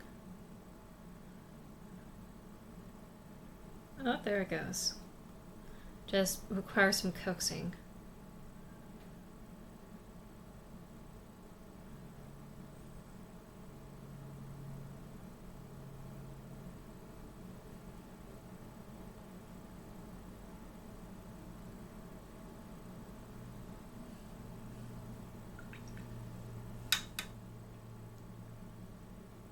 There it goes.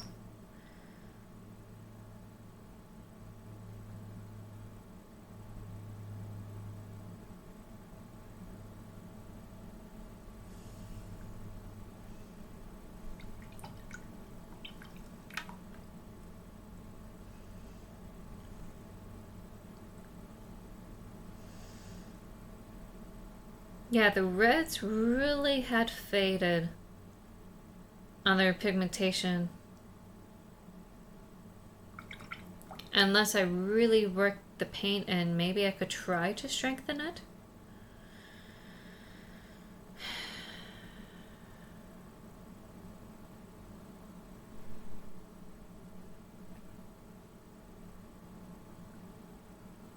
Because they're pretty cracked. I may have to reform these cakes.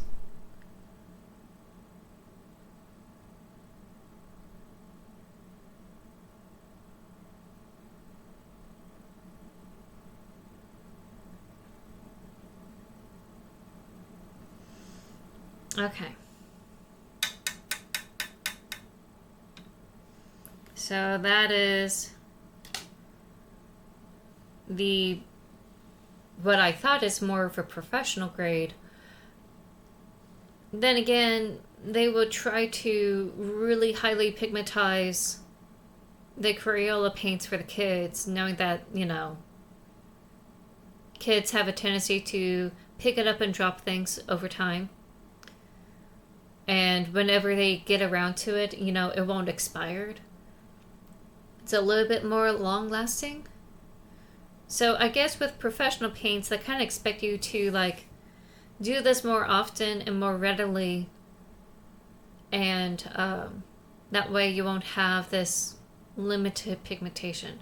Or maybe, you know, this is the level of pigmentation you would expect anyway from professional grades, but I really don't know. The reds here, especially with this pink, it's not really coming through as much as I wanted to. So I could try to coax it more, but like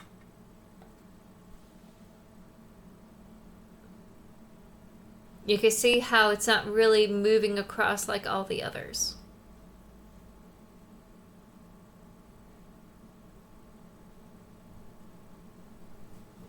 So there we go.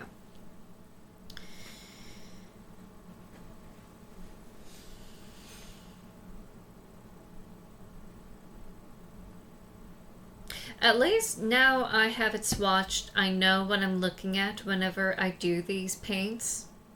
And I do think, you know, the pinks and reds here, I can work with them. It's just going to be softer than what I'm dealing with here with the Crayola. And that's going to help quite a bit in trying to create like a wash or whatever of color. That's like a little bit of a hazy pink or whatever. So I don't think it's bad.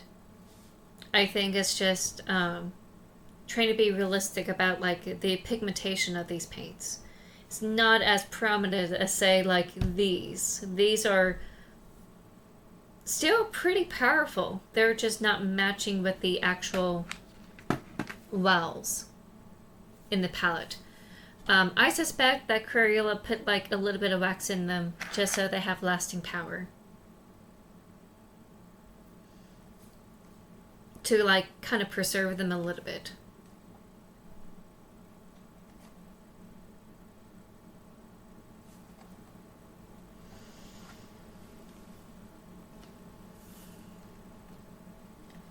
Oh wow, these are so old and brittle. You can see the cracks on these. especially this one here. It's starting to like lift up here.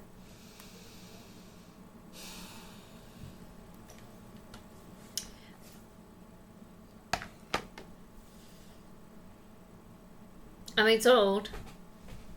It's more than 20 years since I had these paints.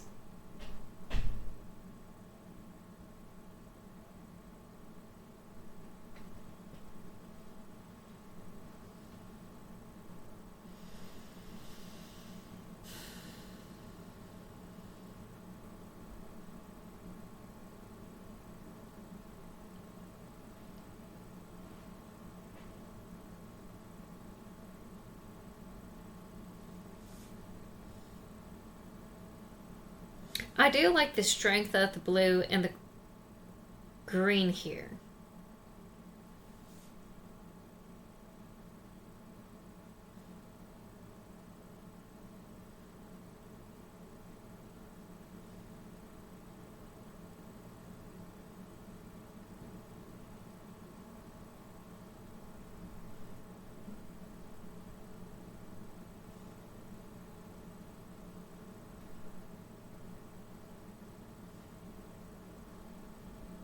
And I do like this yellow is stronger than that yellow, though these haven't dried yet.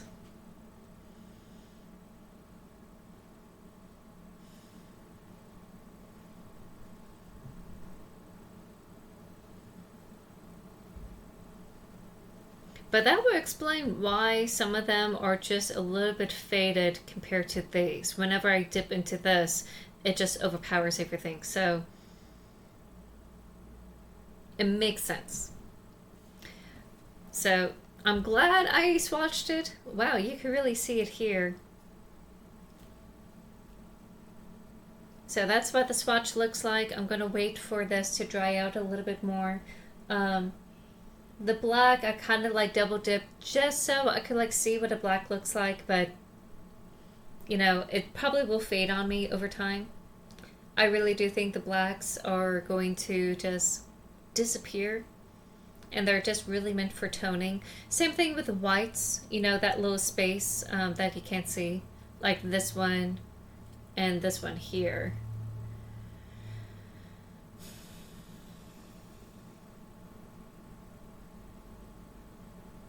So yeah, I mean, some of them are pretty strong and they're coming through.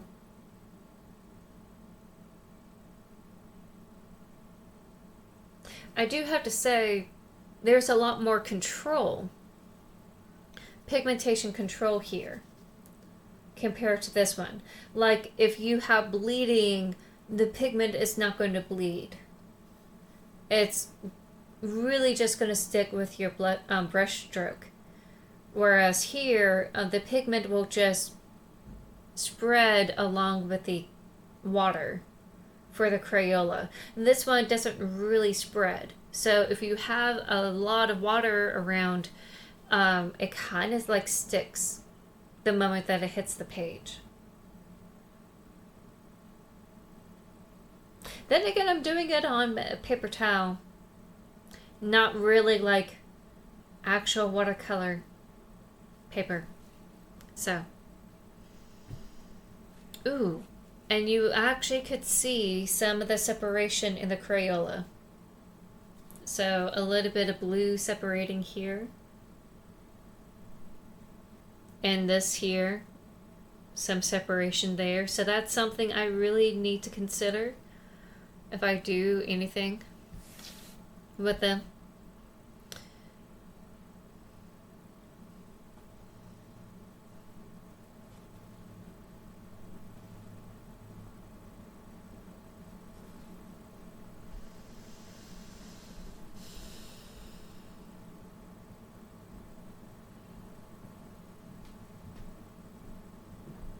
And there's even a little bit of separation in this one. That low rust color here. A little bit of yellow separating out on this one. So maybe it is like a higher quality grade here with the Moro color, because it's staying put where you want it to, it's not really going to dissociate its color as it dries out like all the others are doing. It is a little bit harder to spread out, and it's not really that strong because, you know, the palette is so old. But I'm sure, like, it was very punchy back then, because I thought it was back then. So, oh well. I'm going to keep both of them, but now I have a good reference point about like how I want to approach some things.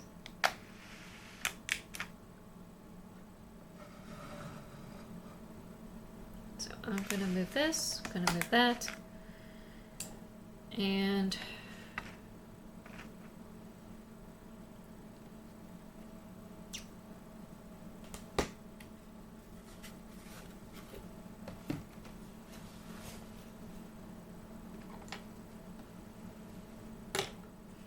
if I have tape, I will tape this up.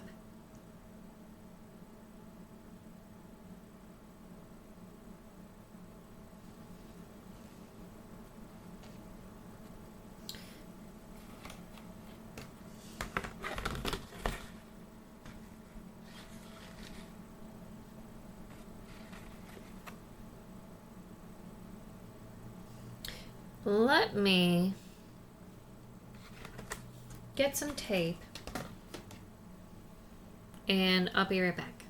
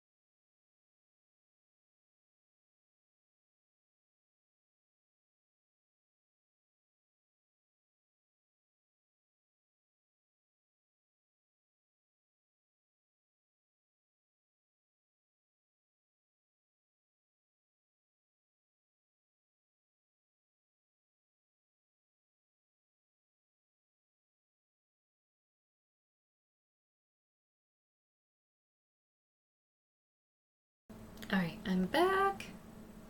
Got some tape.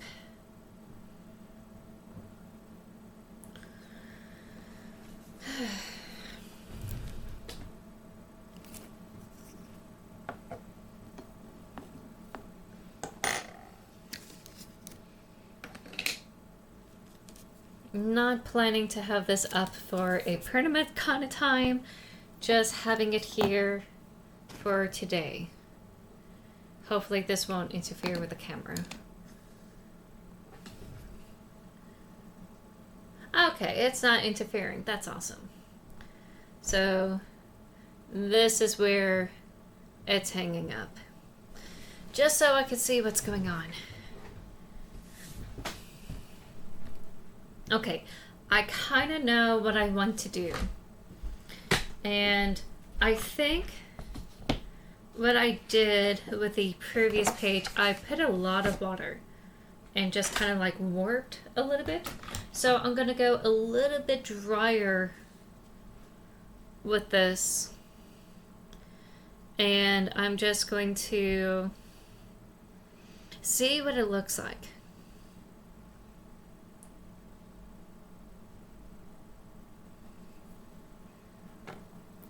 Let me see.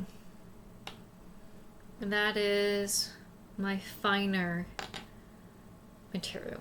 Let me just do this.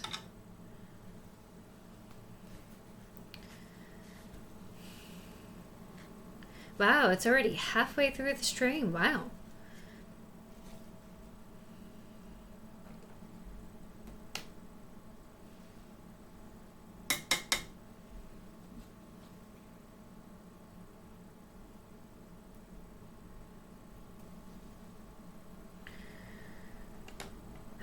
Okay.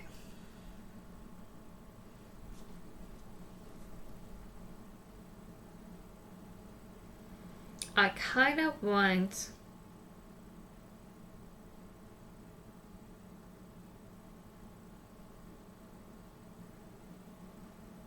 I had to think about which colors I want to do. I'm not really going to mix the colors together. I'm just going to do it as is.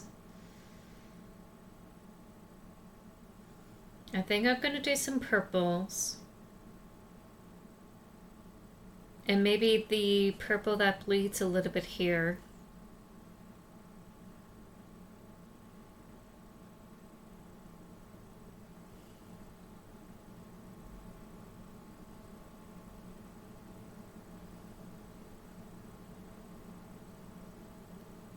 And maybe that deep blue.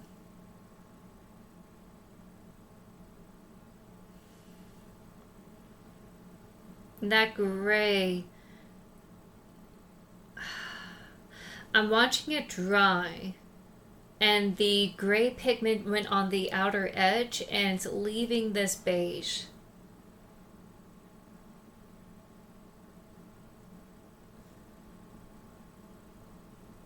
Okay.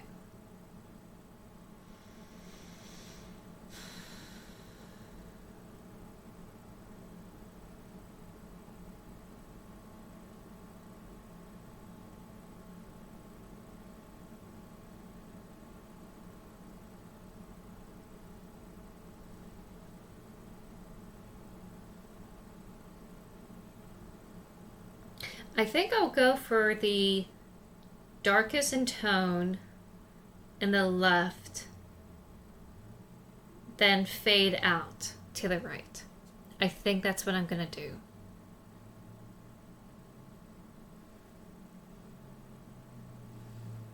No, what we be.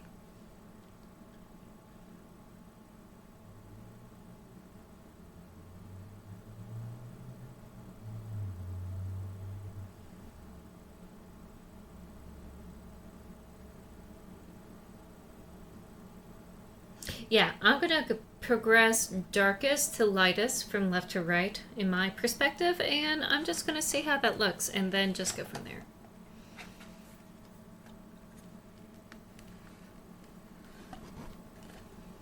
Let me see if I could. Nope, that's not something I could detach. That's fine. I know what I'm looking at. There we go.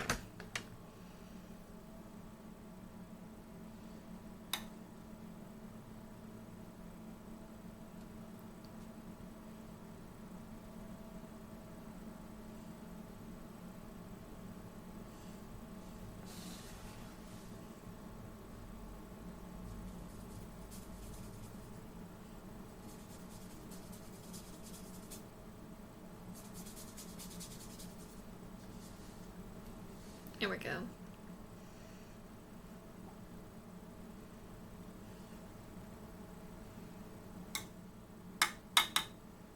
And I'm gonna go for this one here.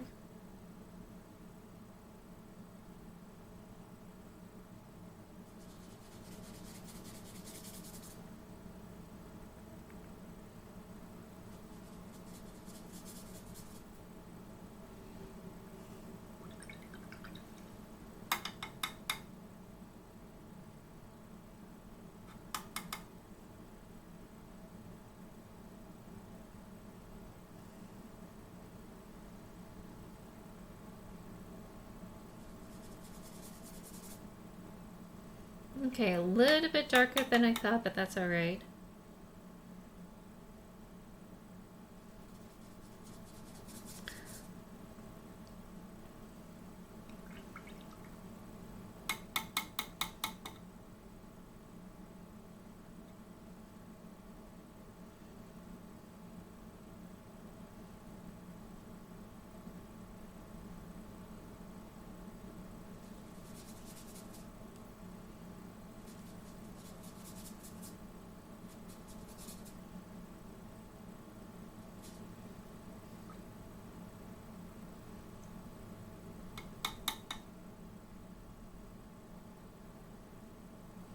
And let's see.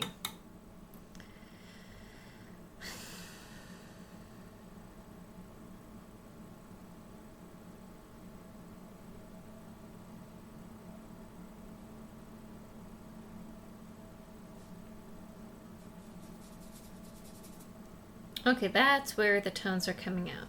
Right over here. There we go.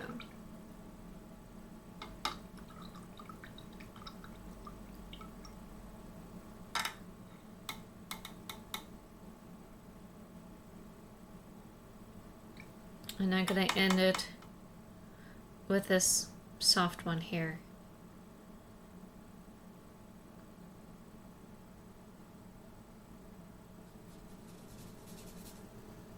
Yeah, there we go.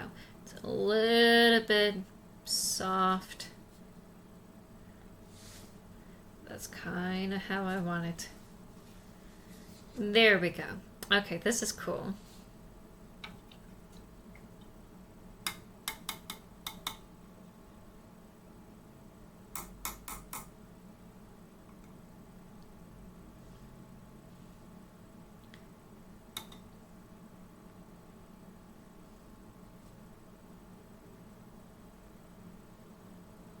There we go.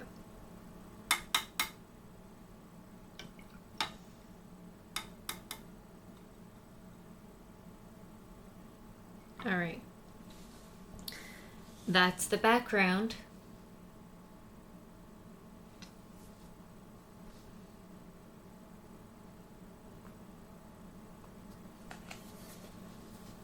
So this will dry and then I'll do some ink on top of it. I think I'm going to test a little bit with a Sharpie here. See if it actually stays. Yep. Okay, so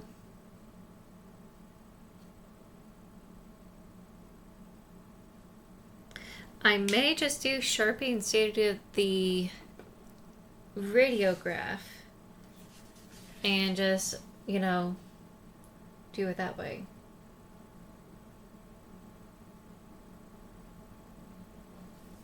So, gonna wait for this to dry.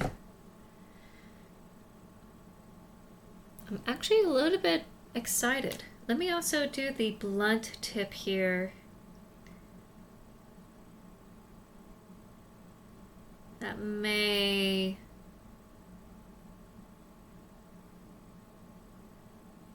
Okay. I will have to wait until... Hey, Amber! Hi, welcome in. I may wait for this to dry completely before I write the name on here. And then I'll do the rest of the characters. I think I finally have it. I think I have what I'm looking for. This one is kind of like falling over here. But I kind of like it. It's a little bit, random.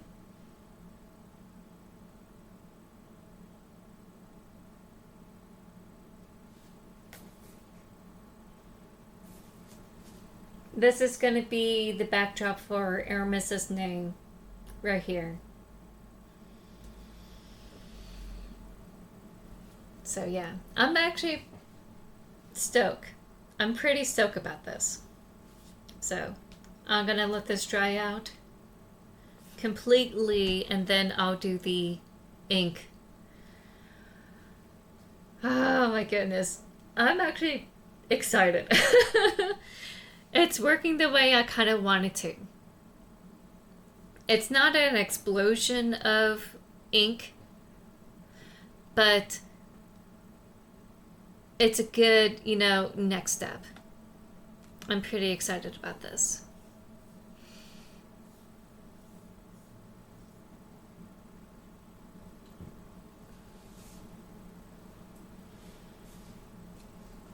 Let me see. Okay, it's not completely dry yet.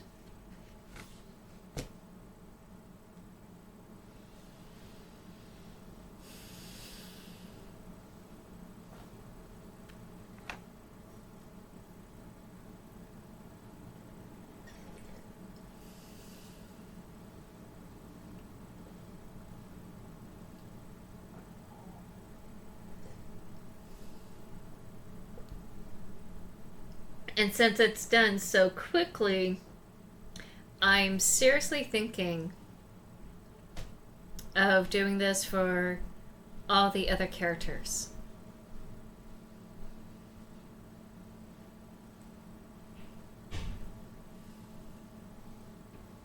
Like Aramis, Rayla, Dawn, Dito.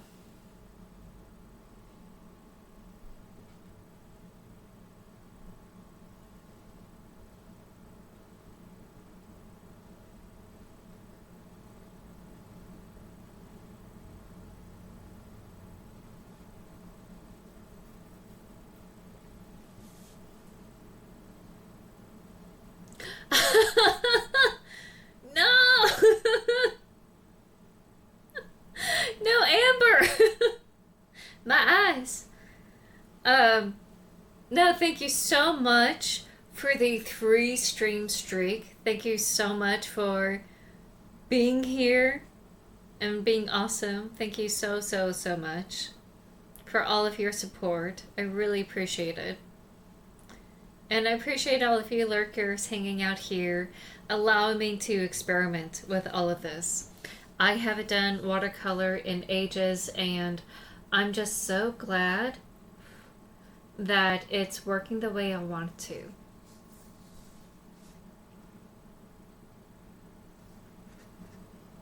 I mean, eventually I may be brave enough to do some stencil work on what the characters look like. I'm just not there yet. I'm just experimenting with color and text right now. This part is just not drying, and I'm going to blot it here. Yeah.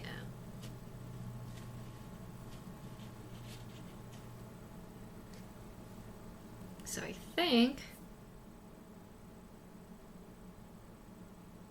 Oh, I'm glad. I'm glad that you like it here.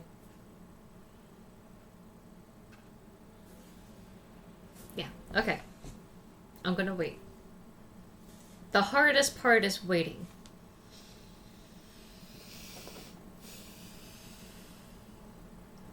And hopefully this won't run out.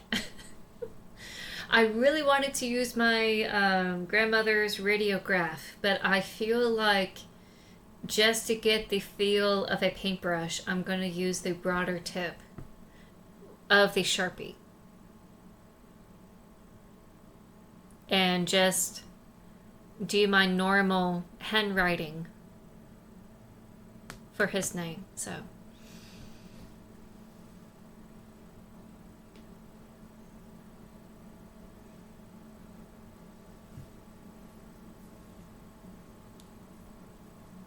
And maybe I could, like, put some prints out there on the merch store. You could buy the print yourself, maybe. By itself or as a coaster or etc. I'm going to try to find items that are cheap for you to receive. That way it doesn't have to come to this house. You could just have it and shipped directly to you, and hopefully they will package it in a very safe manner. It won't be broken or torn up or whatever. Hopefully. So that's what I'm hoping here.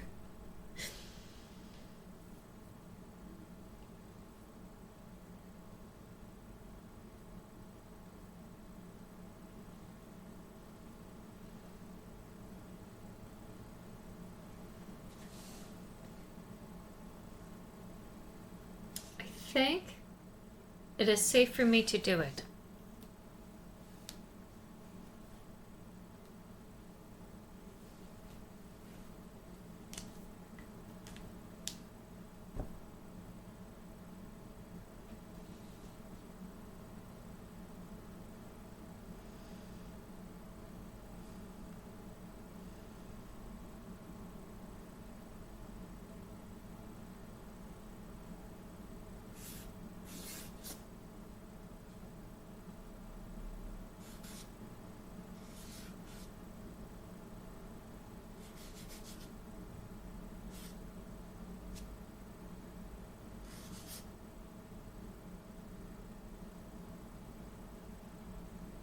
Okay, there we are. Not exactly the way I want it. Maybe I will experiment what it looks like on the ink. So there we are. I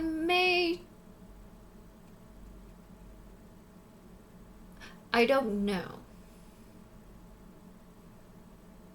I may just fatten up some of the lines here to make it more like calligraphy. And maybe it's a good thing I use it as a Sharpie, because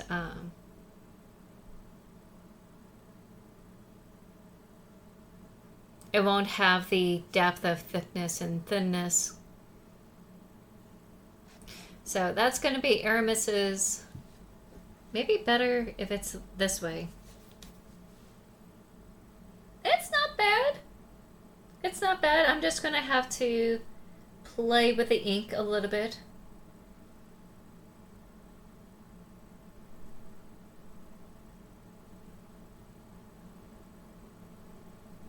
What do y'all... Oh, wait. We have ads. Ah, no. What do y'all think?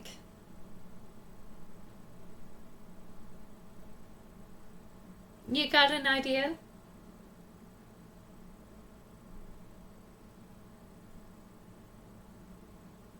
Have actual calligraphy pens. Welcome back, everyone, from the ads. Just kind of like bouncing off of Ava 1 here. What do y'all think of the ink? Because I'm half tempted to like...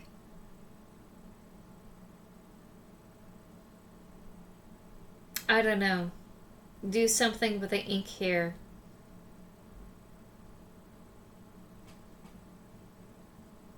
It's a little thin.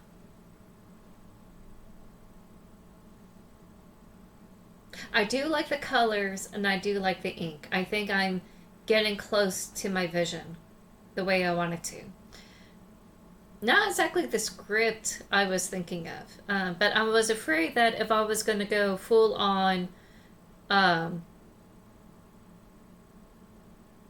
full on script, what you call it, cursive. I'm afraid the cursive will be unreadable. Add some great spots around the painting, not in the frame, but like accent depth. Oh, like the outer edge of the paint.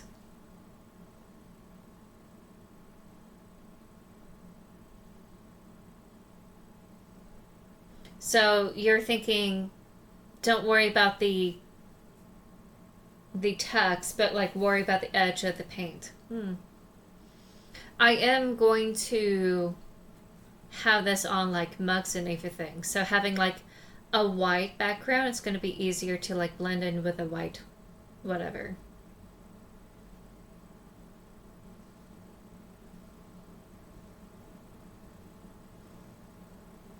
It will be harder for me to do it on a color that is not a white background, because I would have to like change every single white particle in between the watercolor parts.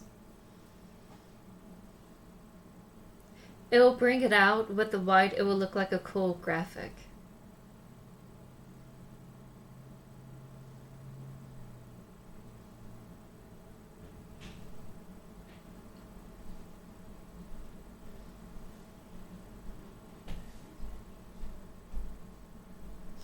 Hmm.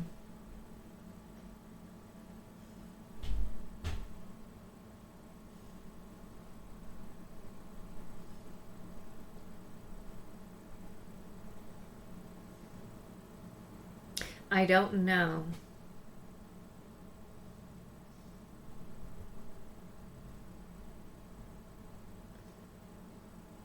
Yeah, my problem with the watercolor right now is that it's not really splattering. Though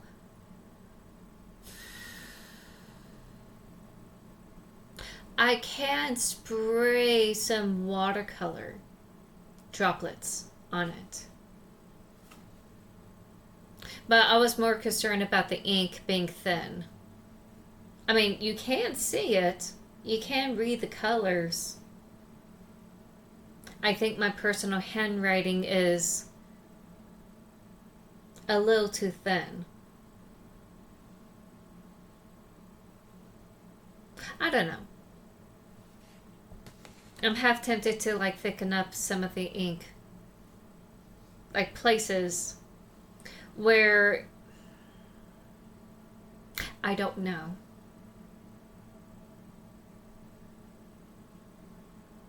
I think it would be cool to do like a little bit of splatter, like spray it. I think I could do that for sure.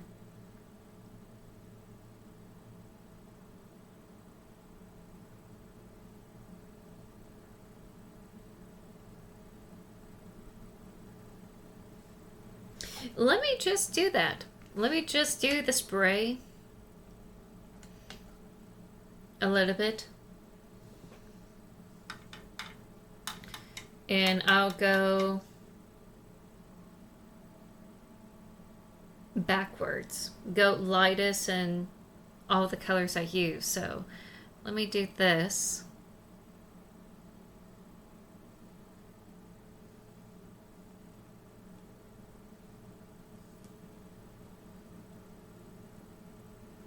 If I can actually get it to splatter, that's going to be the problem.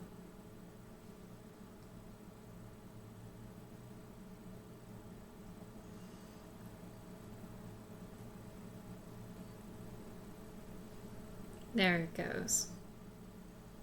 There's some splatter.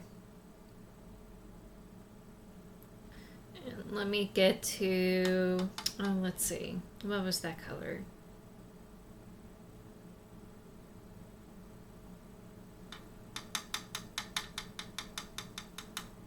It was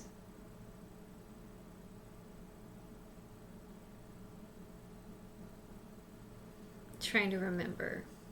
I think it was this one. Oh my god. That's a lot. Okay.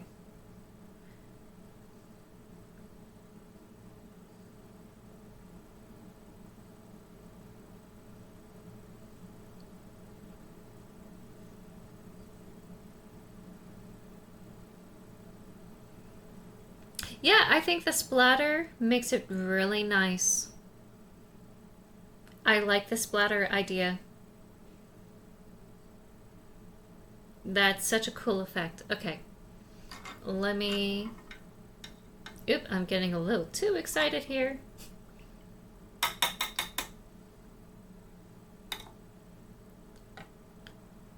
Go for this pigment here. Okay.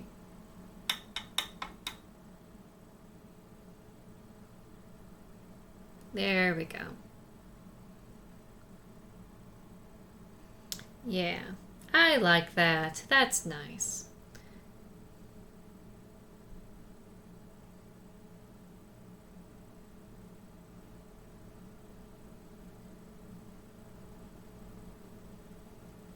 Okay.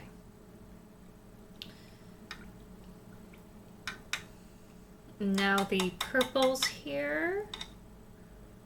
I'm gonna go to this one.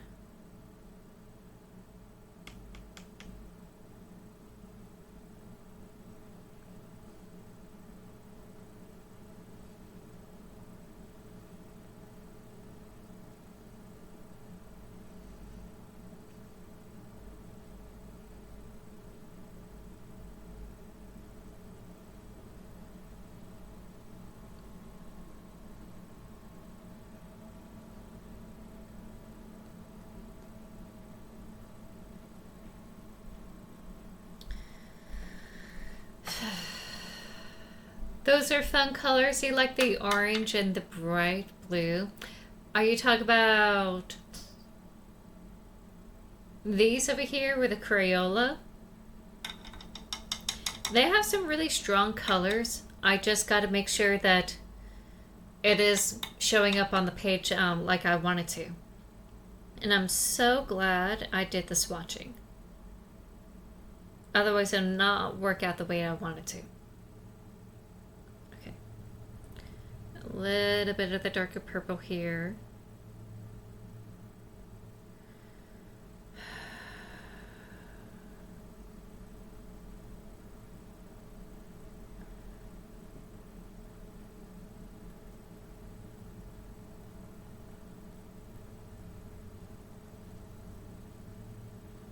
And last but not least, that blue. It reminds you of summer.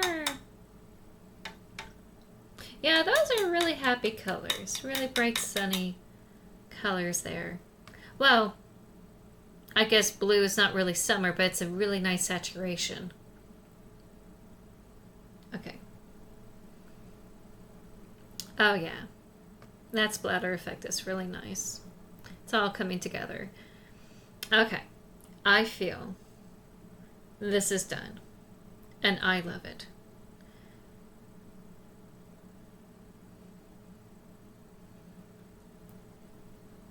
This is cool.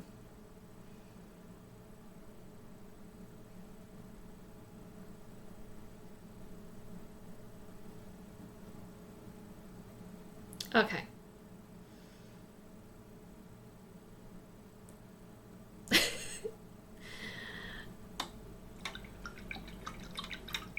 I think Aramis's drawing is done. So this is now going to be the final effect with a splatter. And the splatter is the same colors as the swatches. The color swatches behind the letters. So that is his art right there. And I'll figure out a way where I could get it printed once everything all dries and it's not so bumpy, messy, whatever it is.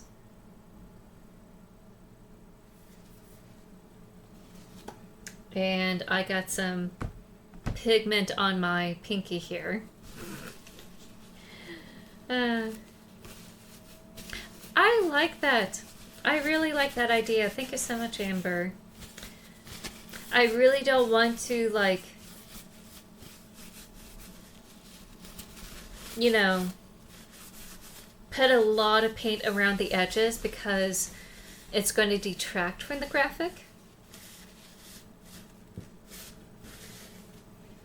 But I like how it's turning out. I'm going to change the water. I'm going to clean up the brushes a little bit. And then I'm going to do Rayla's name. So let me tear this off.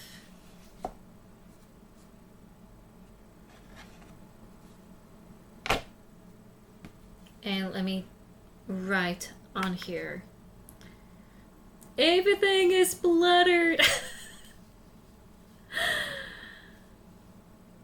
My ink pen is splattered. Okay. I'm gonna call it Aramis. Name. Plate.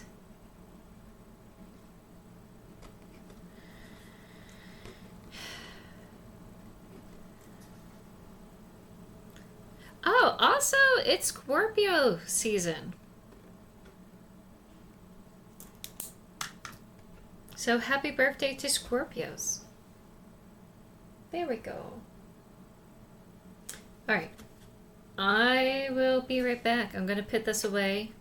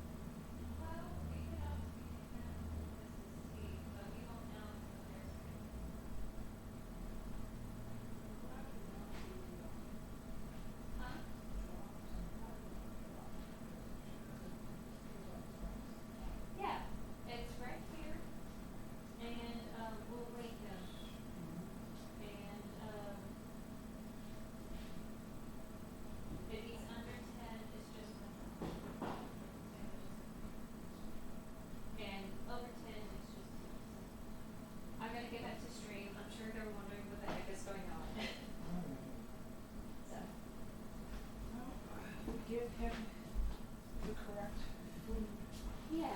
feeding correctly, hopefully we can reverse this issue. I hope so too. I hope so. That's what I'm banking on. Okay, y'all. I'm here. I was discussing about my boy Richard and what he's going through. I made a blue sky post about it. Not really getting into details. He's just doing some things that just requires a vet visit. Not like an emergency kind of situation, but we can't really ignore it also. So if you heard that conversation, that's what's going on. So good boy Richard is 12 years old and he's just needing extra care, and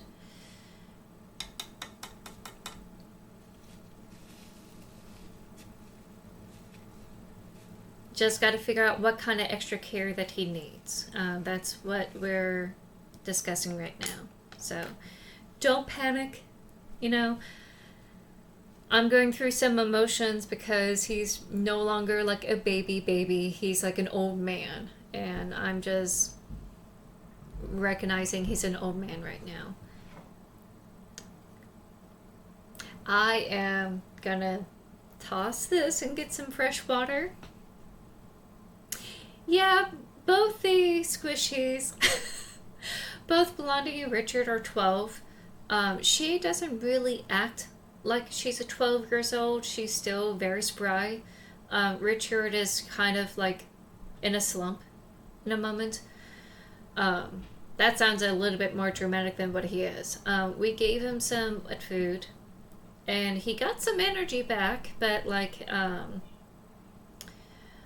he's doing some other things that we're not all too happy about. Health-wise, he's not misbehaving. So we're going to get him investigated.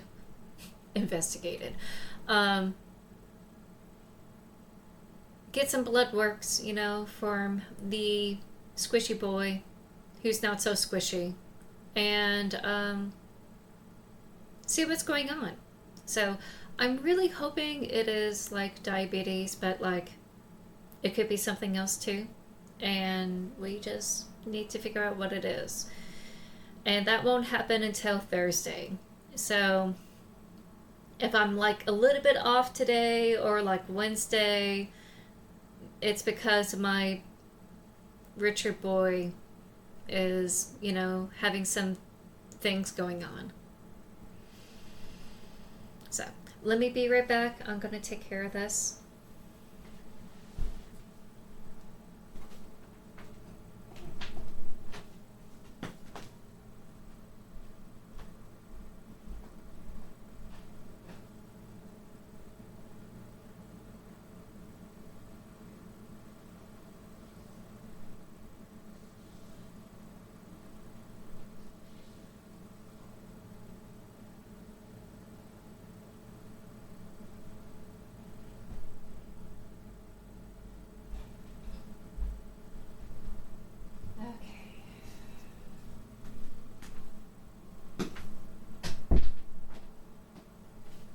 Yeah, I hope so too, for sure.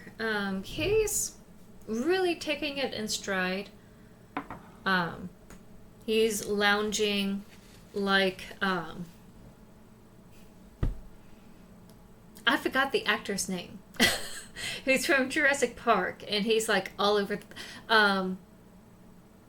Goldblum. I forgot his first name, but it's Goldblum. So he's like lounging around like Goldblum all over the place, which I'm glad he has the energy and the fit to like do what he wants to do, like lounging all the time.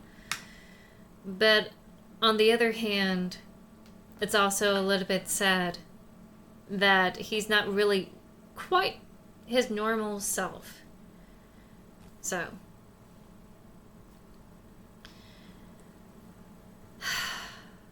He'll get better. We just got to figure out how to make him feel better.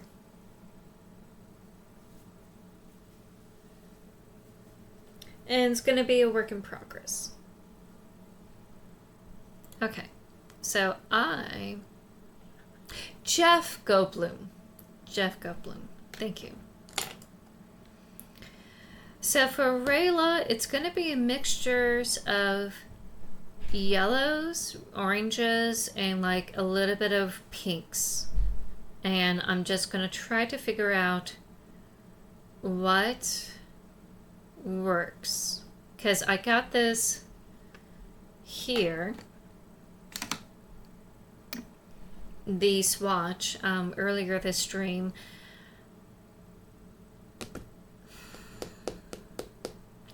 I'm looking at the colors.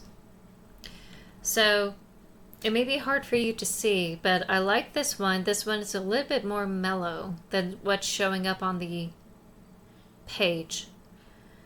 And I think I'm just going to hit the oranges and just use my strongest yellows. Like this yellow here and that yellow here. I think that's what I'm going to do.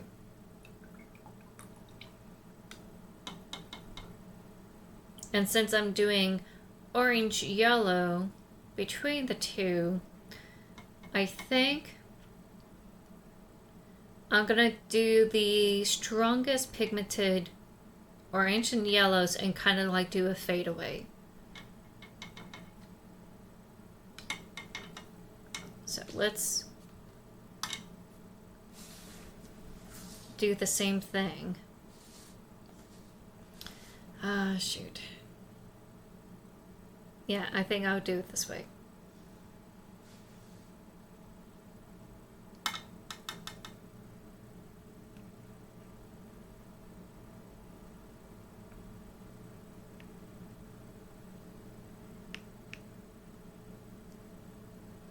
Okay.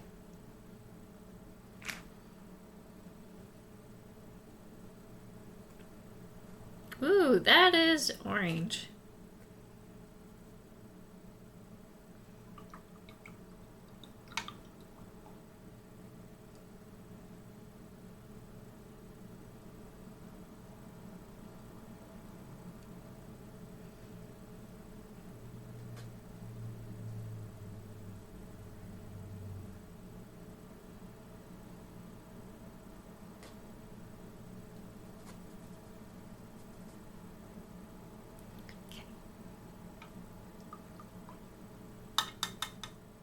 And we got this orange here.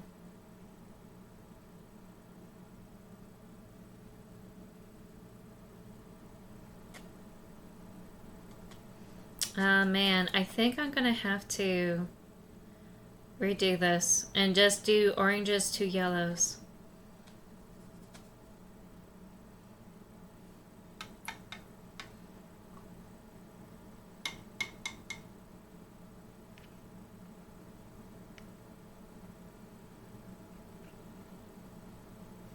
We'll see.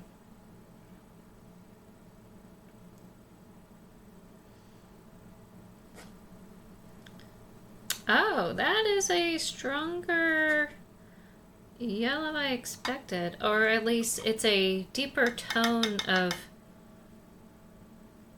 yellow. Yeah, this is a wider yellow. That is a more strong yellow here. I'm definitely going to have to redo some of this. Alright. Last orange.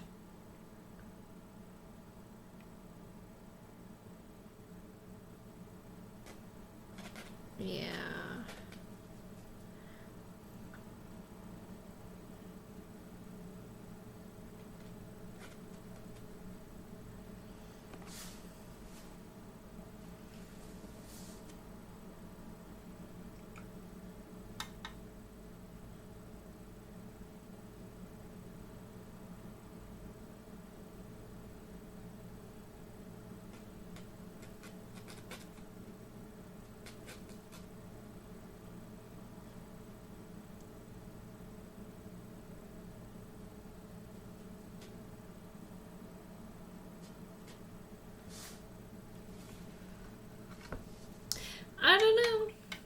I don't know.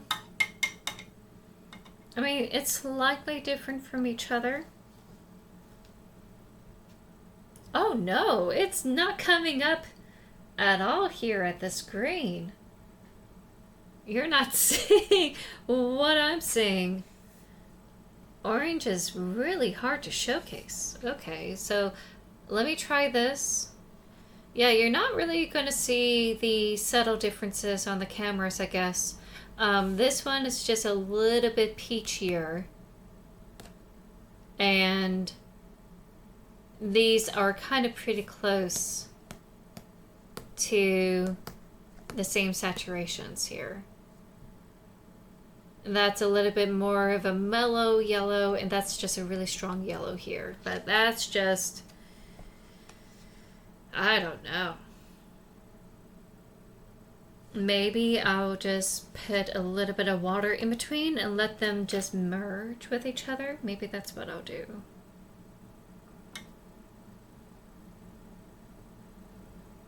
Yeah.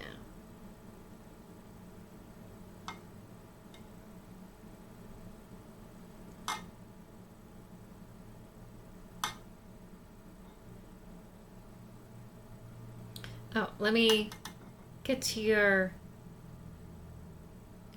thing real quick.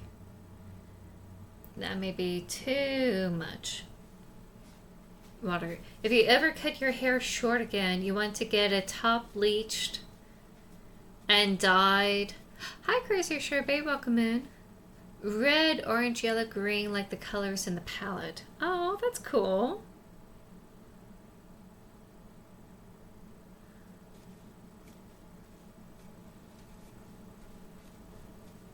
Yeah, I'm painting. I did Aramis's nameplate, and I'm working up umbrellas. And I'm just taking off the excess water with this brush here.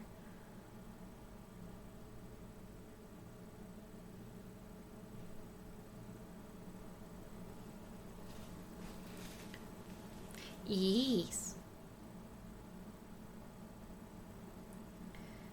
One of the tricks I've learned is that you kind of like dry up your paintbrush and it just absorbs the water.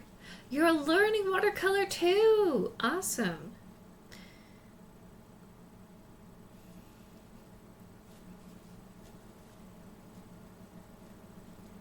It's really relaxing.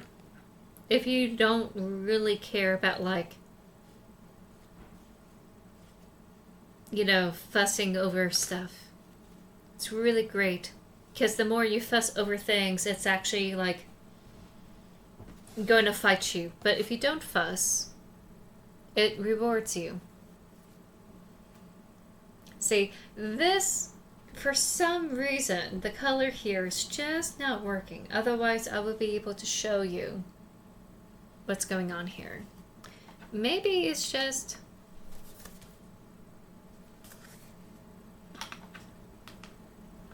I have terrible lighting.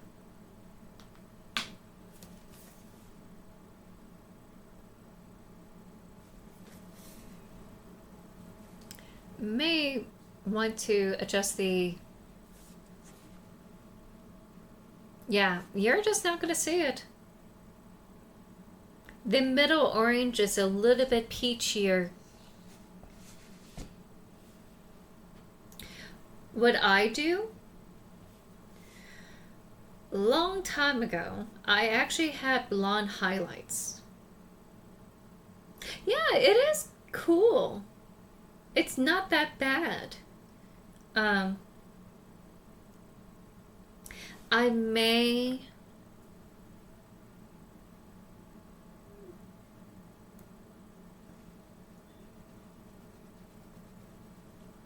do this. I may just push some of the colors off a little bit.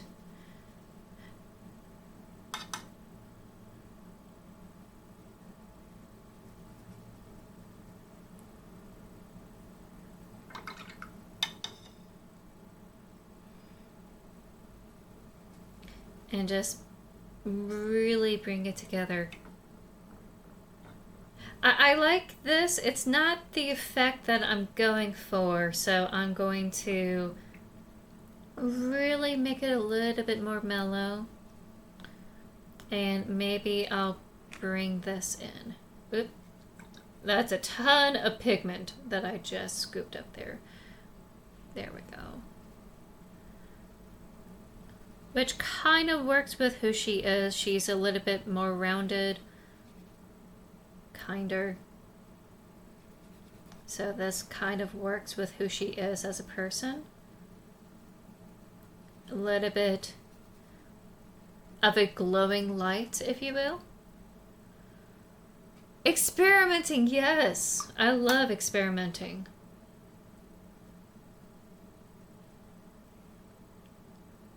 Yeah, I'm just gonna make this like a wash. See what this looks like. Just try to get the colors to like come out a little bit more. At least Aramis is a little bit more concentrated. I'll enjoy the game, Amber. Thank you for being here. Really appreciate you hanging out. My ADHD self totally like forgot to finish that sentence. A long time ago, I had really strong blonde highlights that streak through my brown hair. And she's able to do it expertly where it wasn't that bad, at least back in 2010s, you know, that type of thing.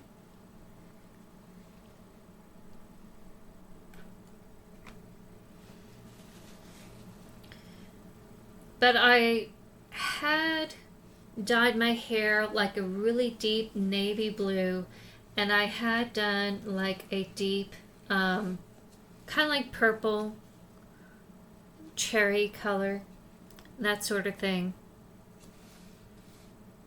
Fact, let me do something a little bit different.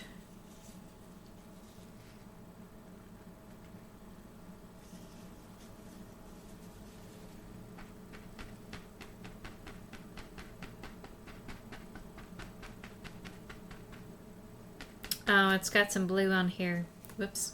Hold on. Let me get something a little bit cleaner.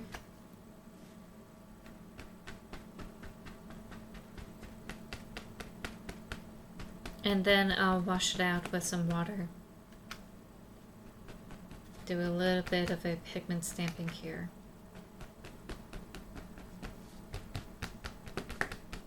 Probably should have stamped from the left going to the right because these are a little bit more prominent. Let me wash it with that coral orange.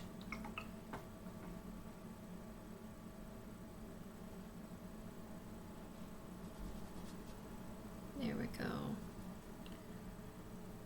It is already faded, so it will be a nice diffusion here. Yeah.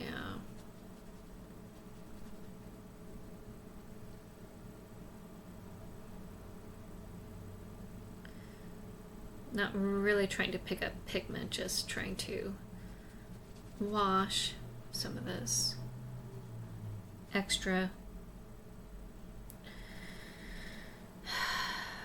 There we go. I think that really lines up with who she is as a person. That nice diffused warmth.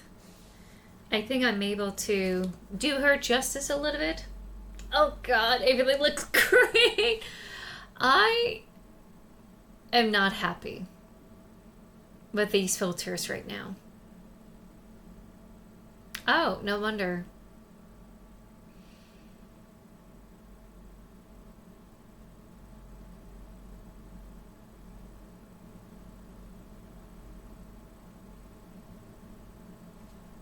All right, let me see if that comes through a little bit better. Oh, let me...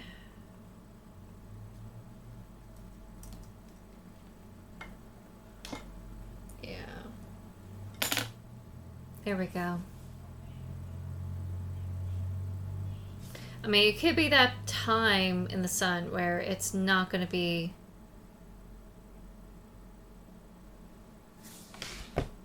perfect. Like earlier today, it was awesome.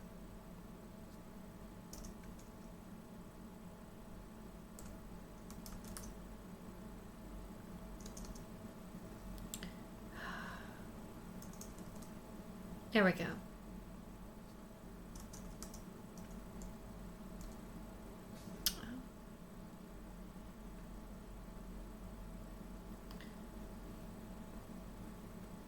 Sorry, everyone. I really want to show off this paint. There we go.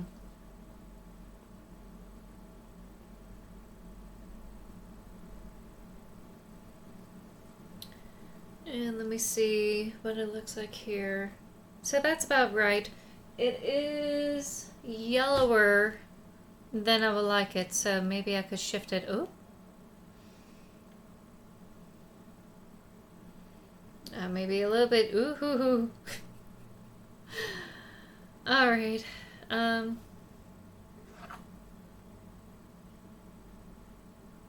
me see. I'm sorry, everyone. I thought I had a really good, firm hand on what I have for this camera. It's just the angle of the sun and the seasons and everything.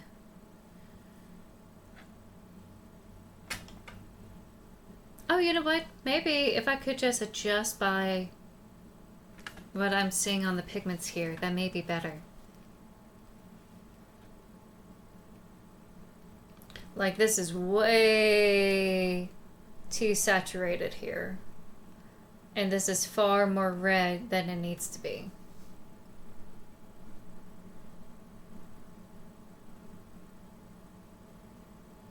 Okay, so let me change the filter.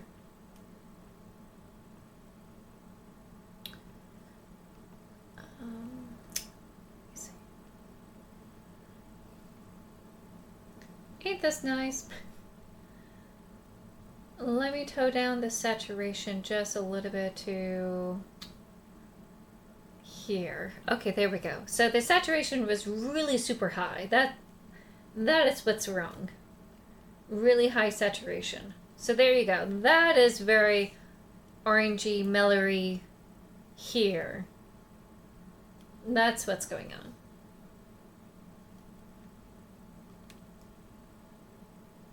And you can see the colors in my hands. Okay, there we go.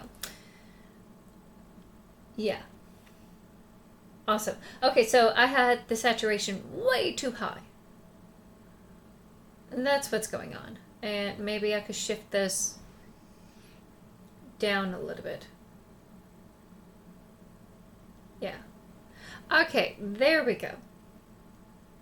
So it's not that deeply saturated. Sorry about that. So now you should be able to see what I'm seeing here. Nice. Okay, so you kind of see it.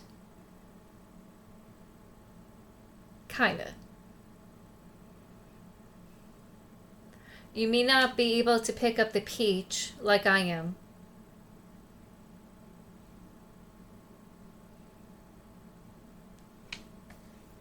But it's definitely there. So, sorry for the rough experimentation. I apologize. I kind of lost some people there. But I really want you to, see what I'm seeing.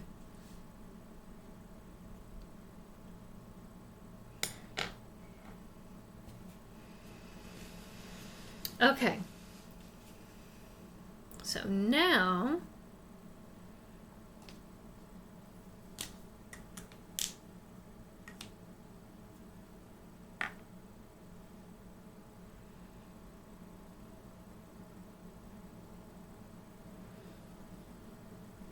And I would also do the water drops on here.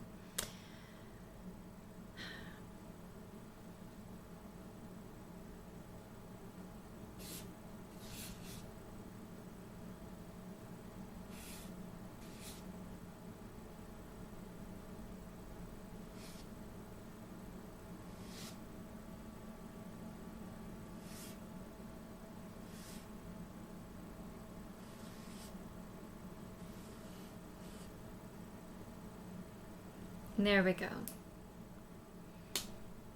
That's her name. Oop.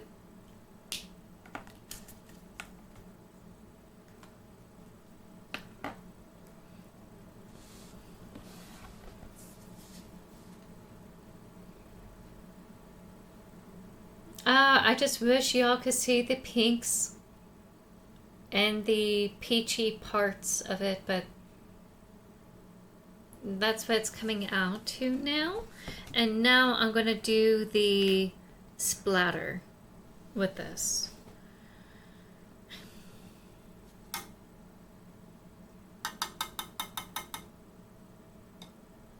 So let's see, I had to use this one, so.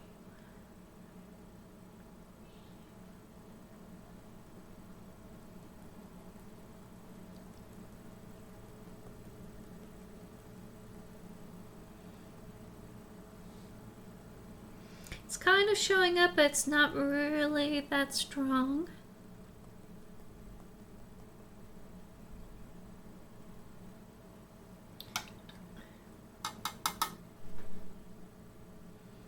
Let me also get this yellow here.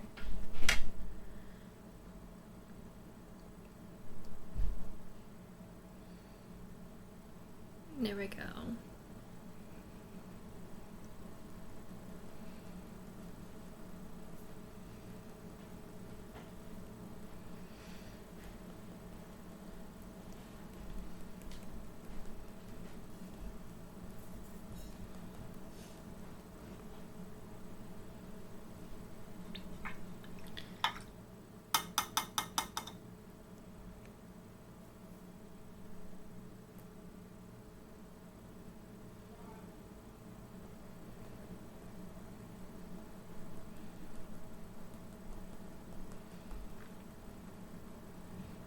Oh yeah, the orange is popping.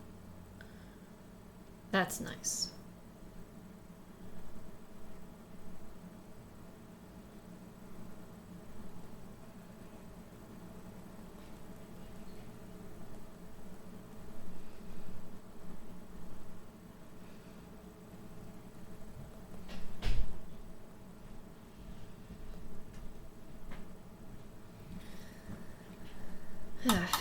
One more orange. Actually, two more oranges since I use that as a wash.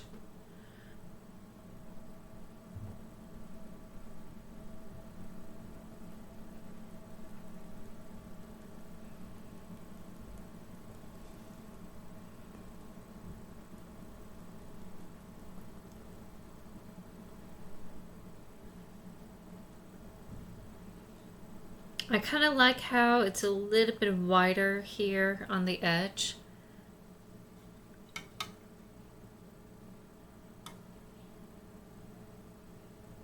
How it diffuses into the white background. I kind of like that. And I think it really speaks about like Rayla's like personality. She just glows and shines. And it's a very soft and diffuse. It's not really like high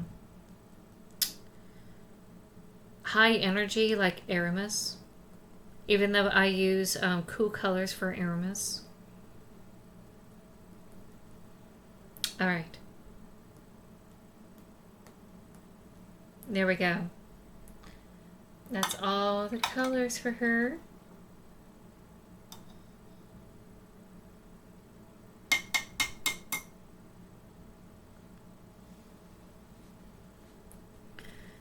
Let me go ahead and sign off here.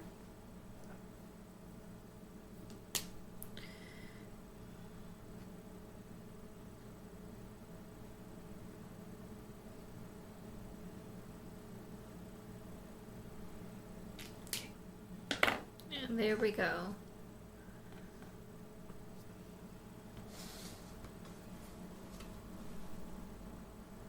So, oh wait, if I get it closer, you could see it.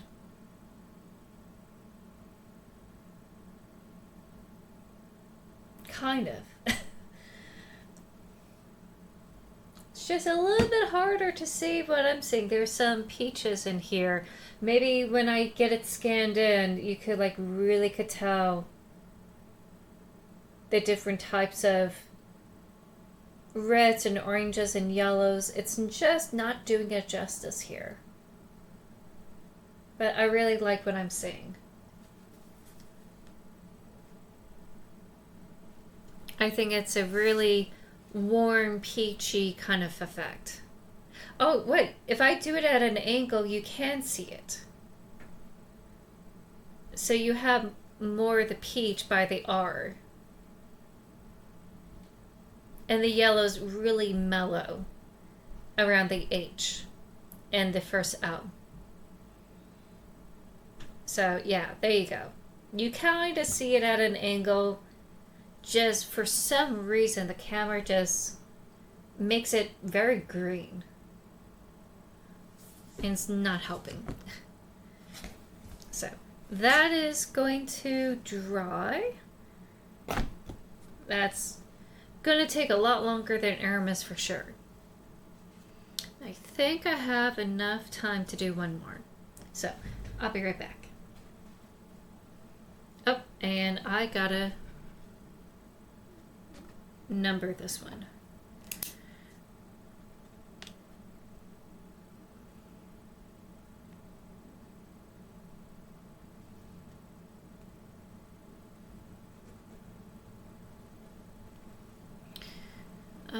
It's the 20th.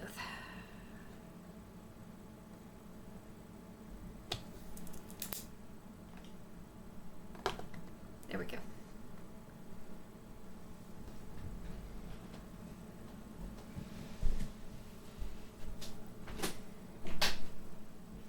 Hi, Blondie.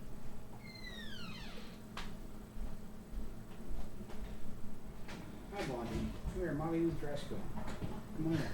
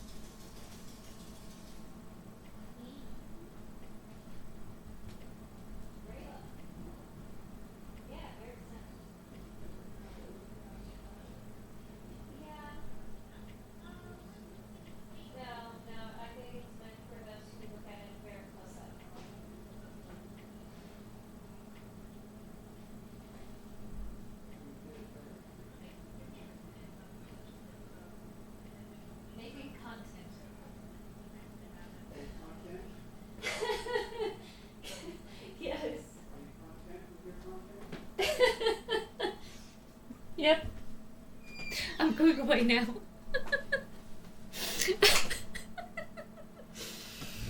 I was showing my parents what I've been making. And I told them, yep, making content. Which I guess, yes, I am. I am making content.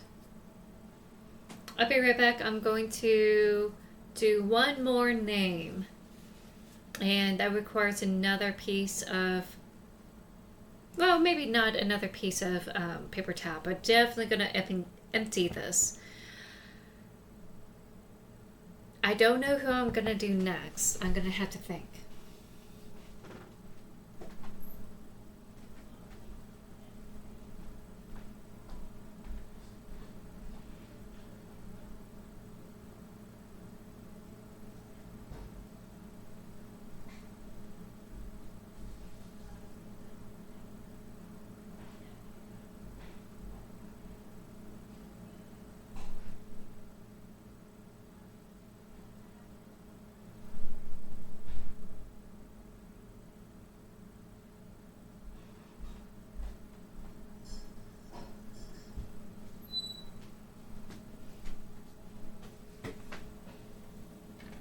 Okay. So, sorry I've been away from the desk so much. Oh wow, this is overpowering. There we go.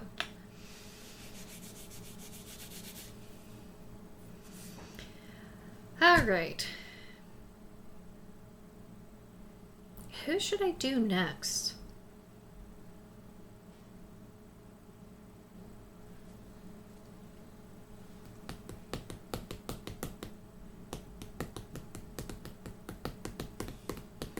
Okay, I'm thinking next I'll do the book title. At the very least, I could do that. So I'm going to use some reds here and oranges.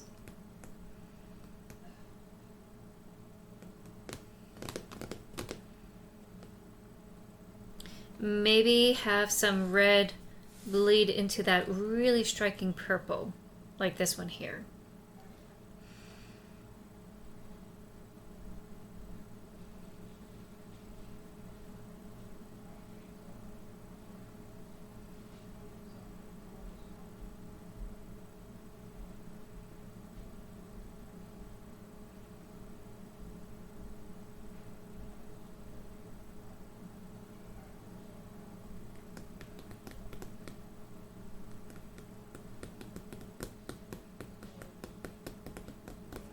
Okay.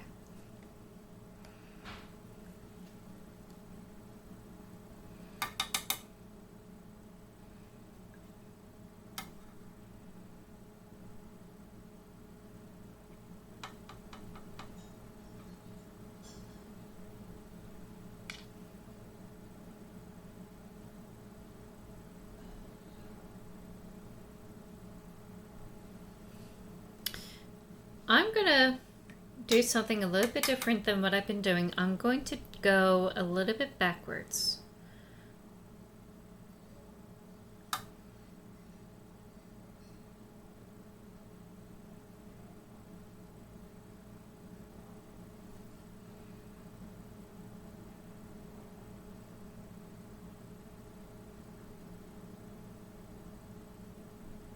Yeah, I think I'm gonna go this way.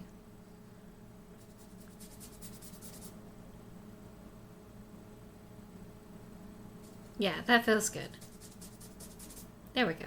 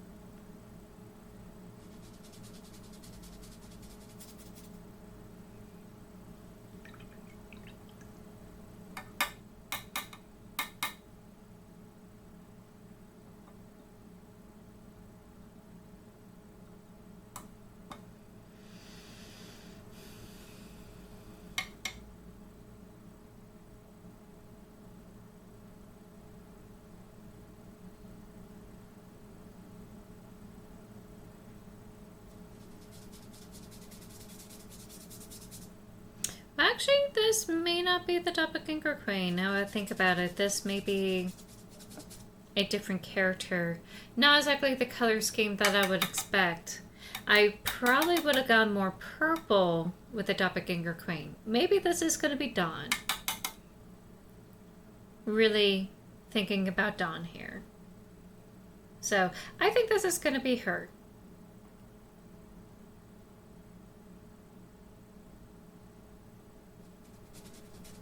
Yeah, this is definitely her colors.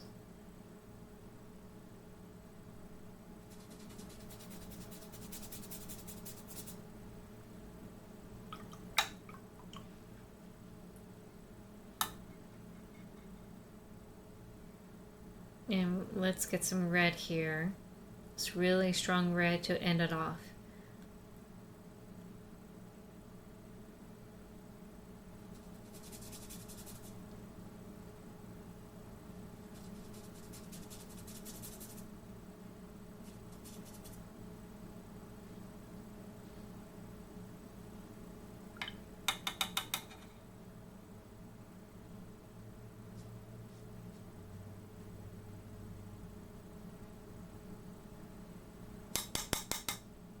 Okay, there we go. And let's, since this is more like Dawn,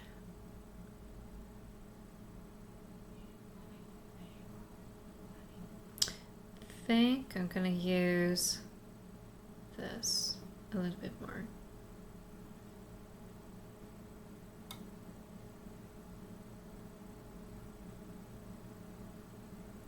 Sneak this in here.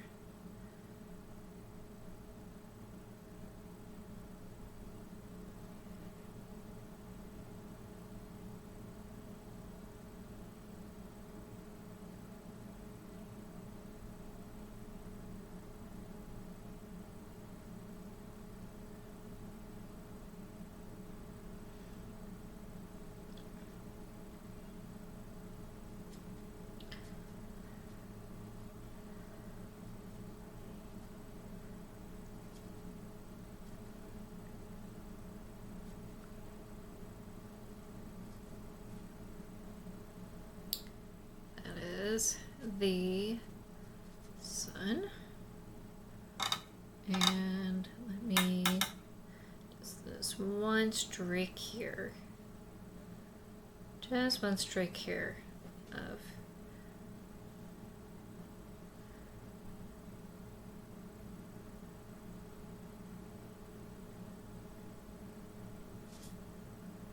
there we go. Perfect.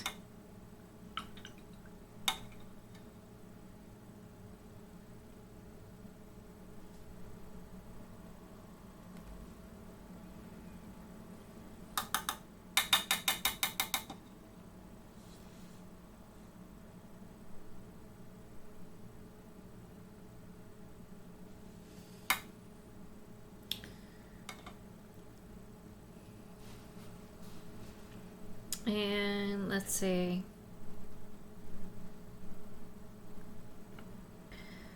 A little bit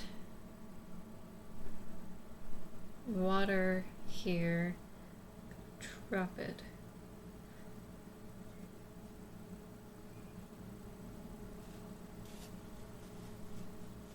There we go. Since we have like water droplets here that kind of like distort the paint a little bit, I'm gonna just drop that there. I think that's fitting. Okay, awesome. This is Dawn. Lieutenant Dawn's back graphic. Oop.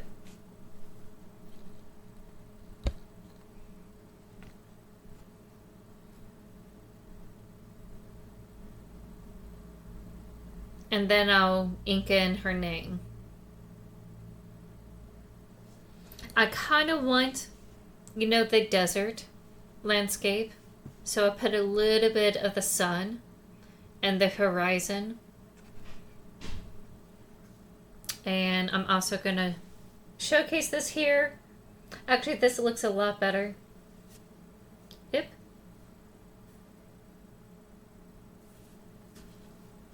Oh well. let me go ahead and let it be. I'm gonna have it drip down in a sec. I wonder if it's gonna drip.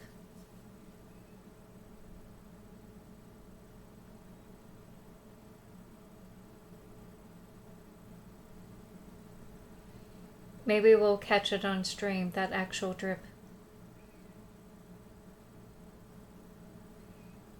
Maybe not. But I like how it's just pooling there.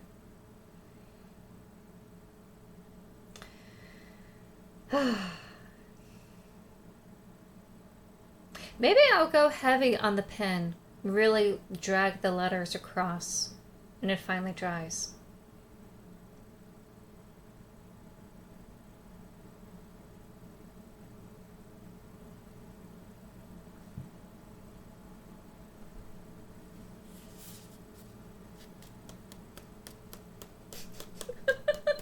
I'm trying to get it to drip. There it goes.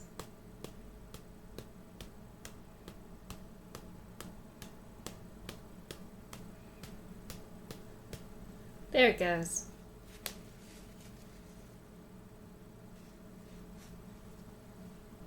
Yay.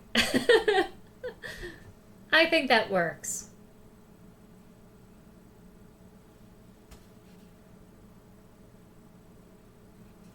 And maybe we could get this one to drip also here. Maybe.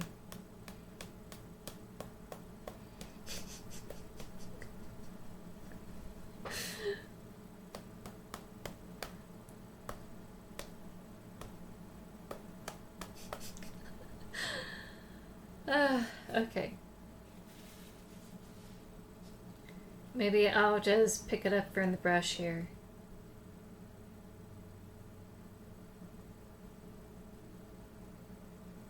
There it goes. Alright, there we go. I took as much as I could off. Again, I'm just going to sit here and let it dry. Ah. It goes by so quickly.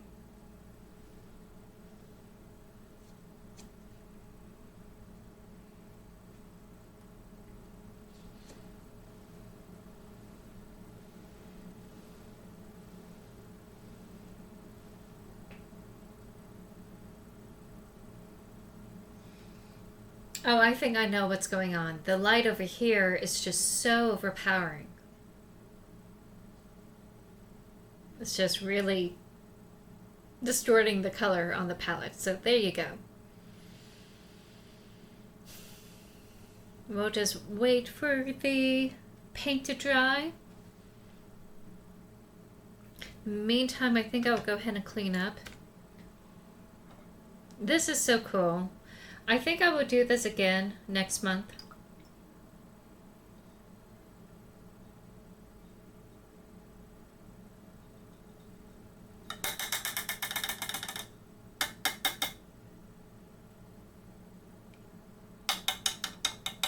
Oh, wait. No, I can't. I have to wait until I ink it. I could put these two away. But I can't, like, put everything else away. I have to do the color splotches.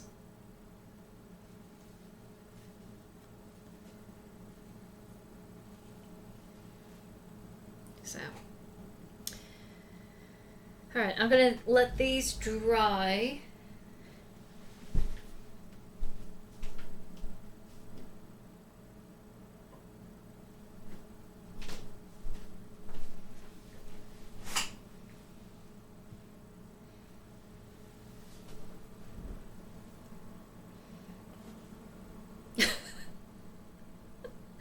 I can't believe I had to put my hand over here just because the light is just so strong over here.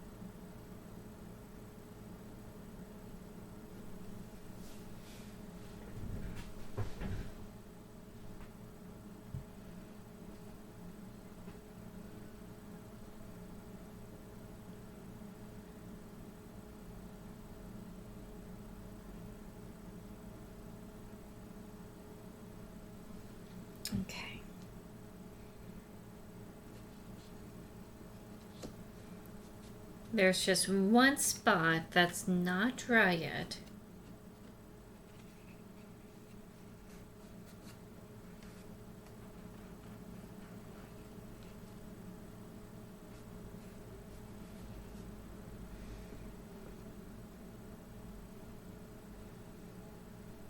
Yeah, it's this little spot here that hasn't dried yet.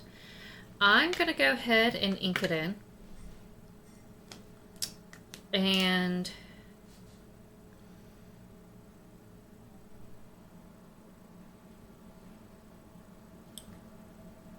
finish this.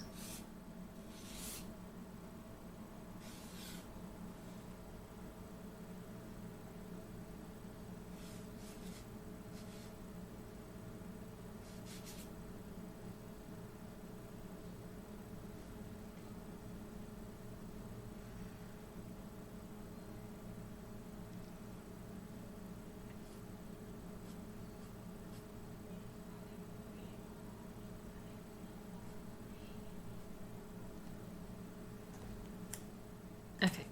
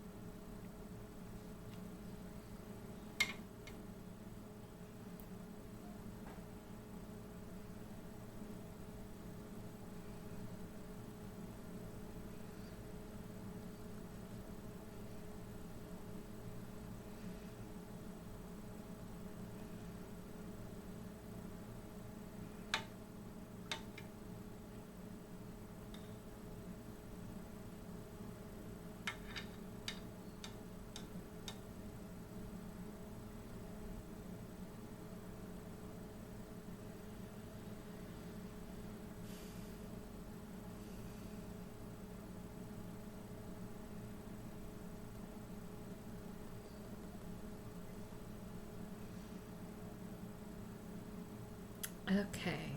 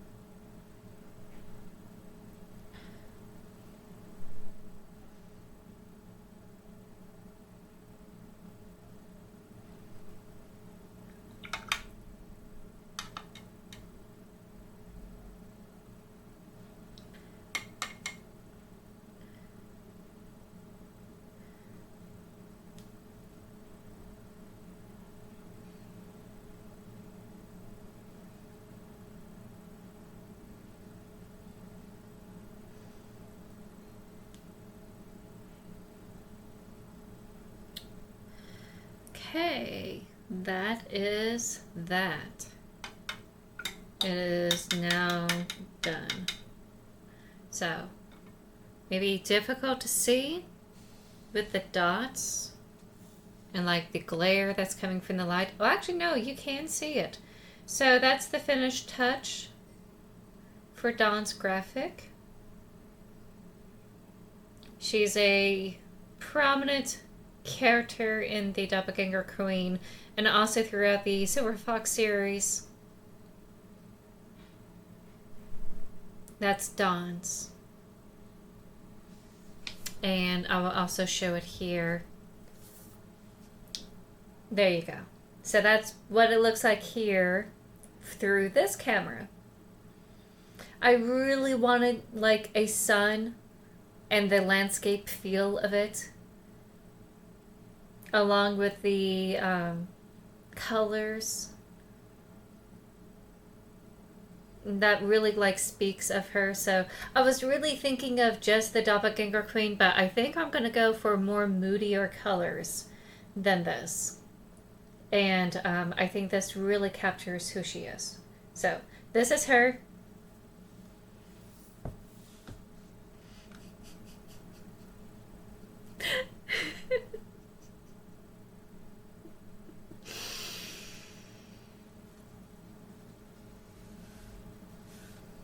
Oh well.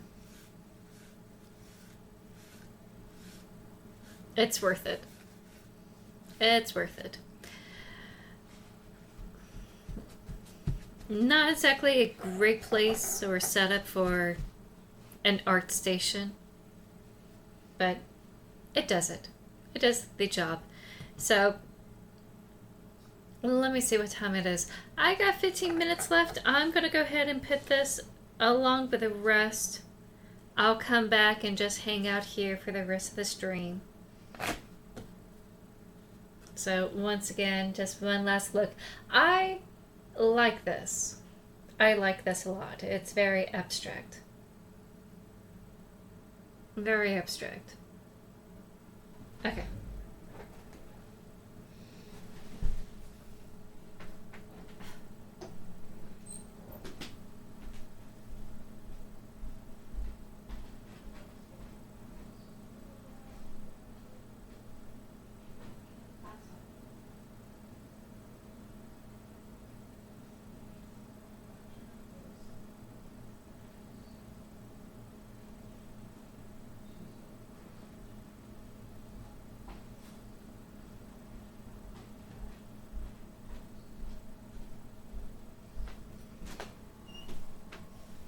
All right.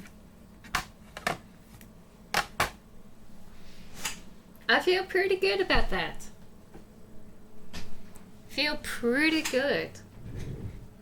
And when it's all dry, I will showcase it all over the place. And you know what? I'm also going to post it on Blue Sky when it's all dried tomorrow.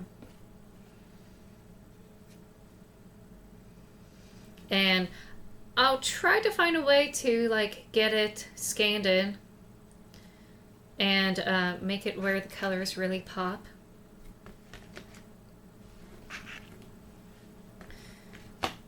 I probably will upload it in GIMP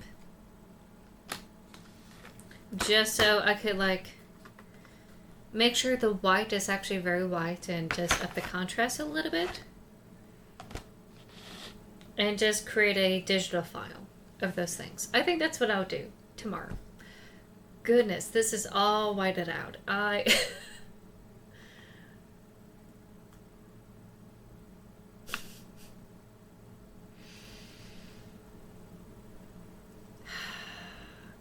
So anyway.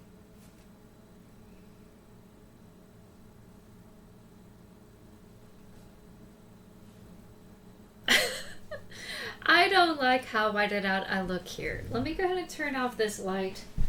Maybe it will look better.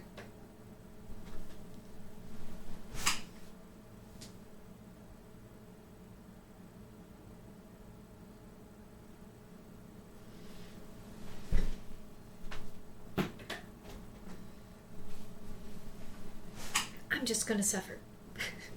I'm just gonna suffer. But worth it.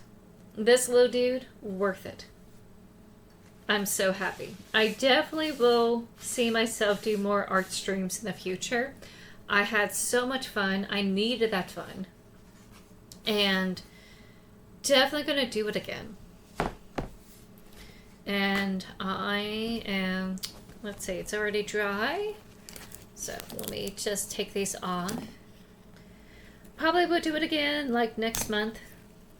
Maybe sooner than later, who knows.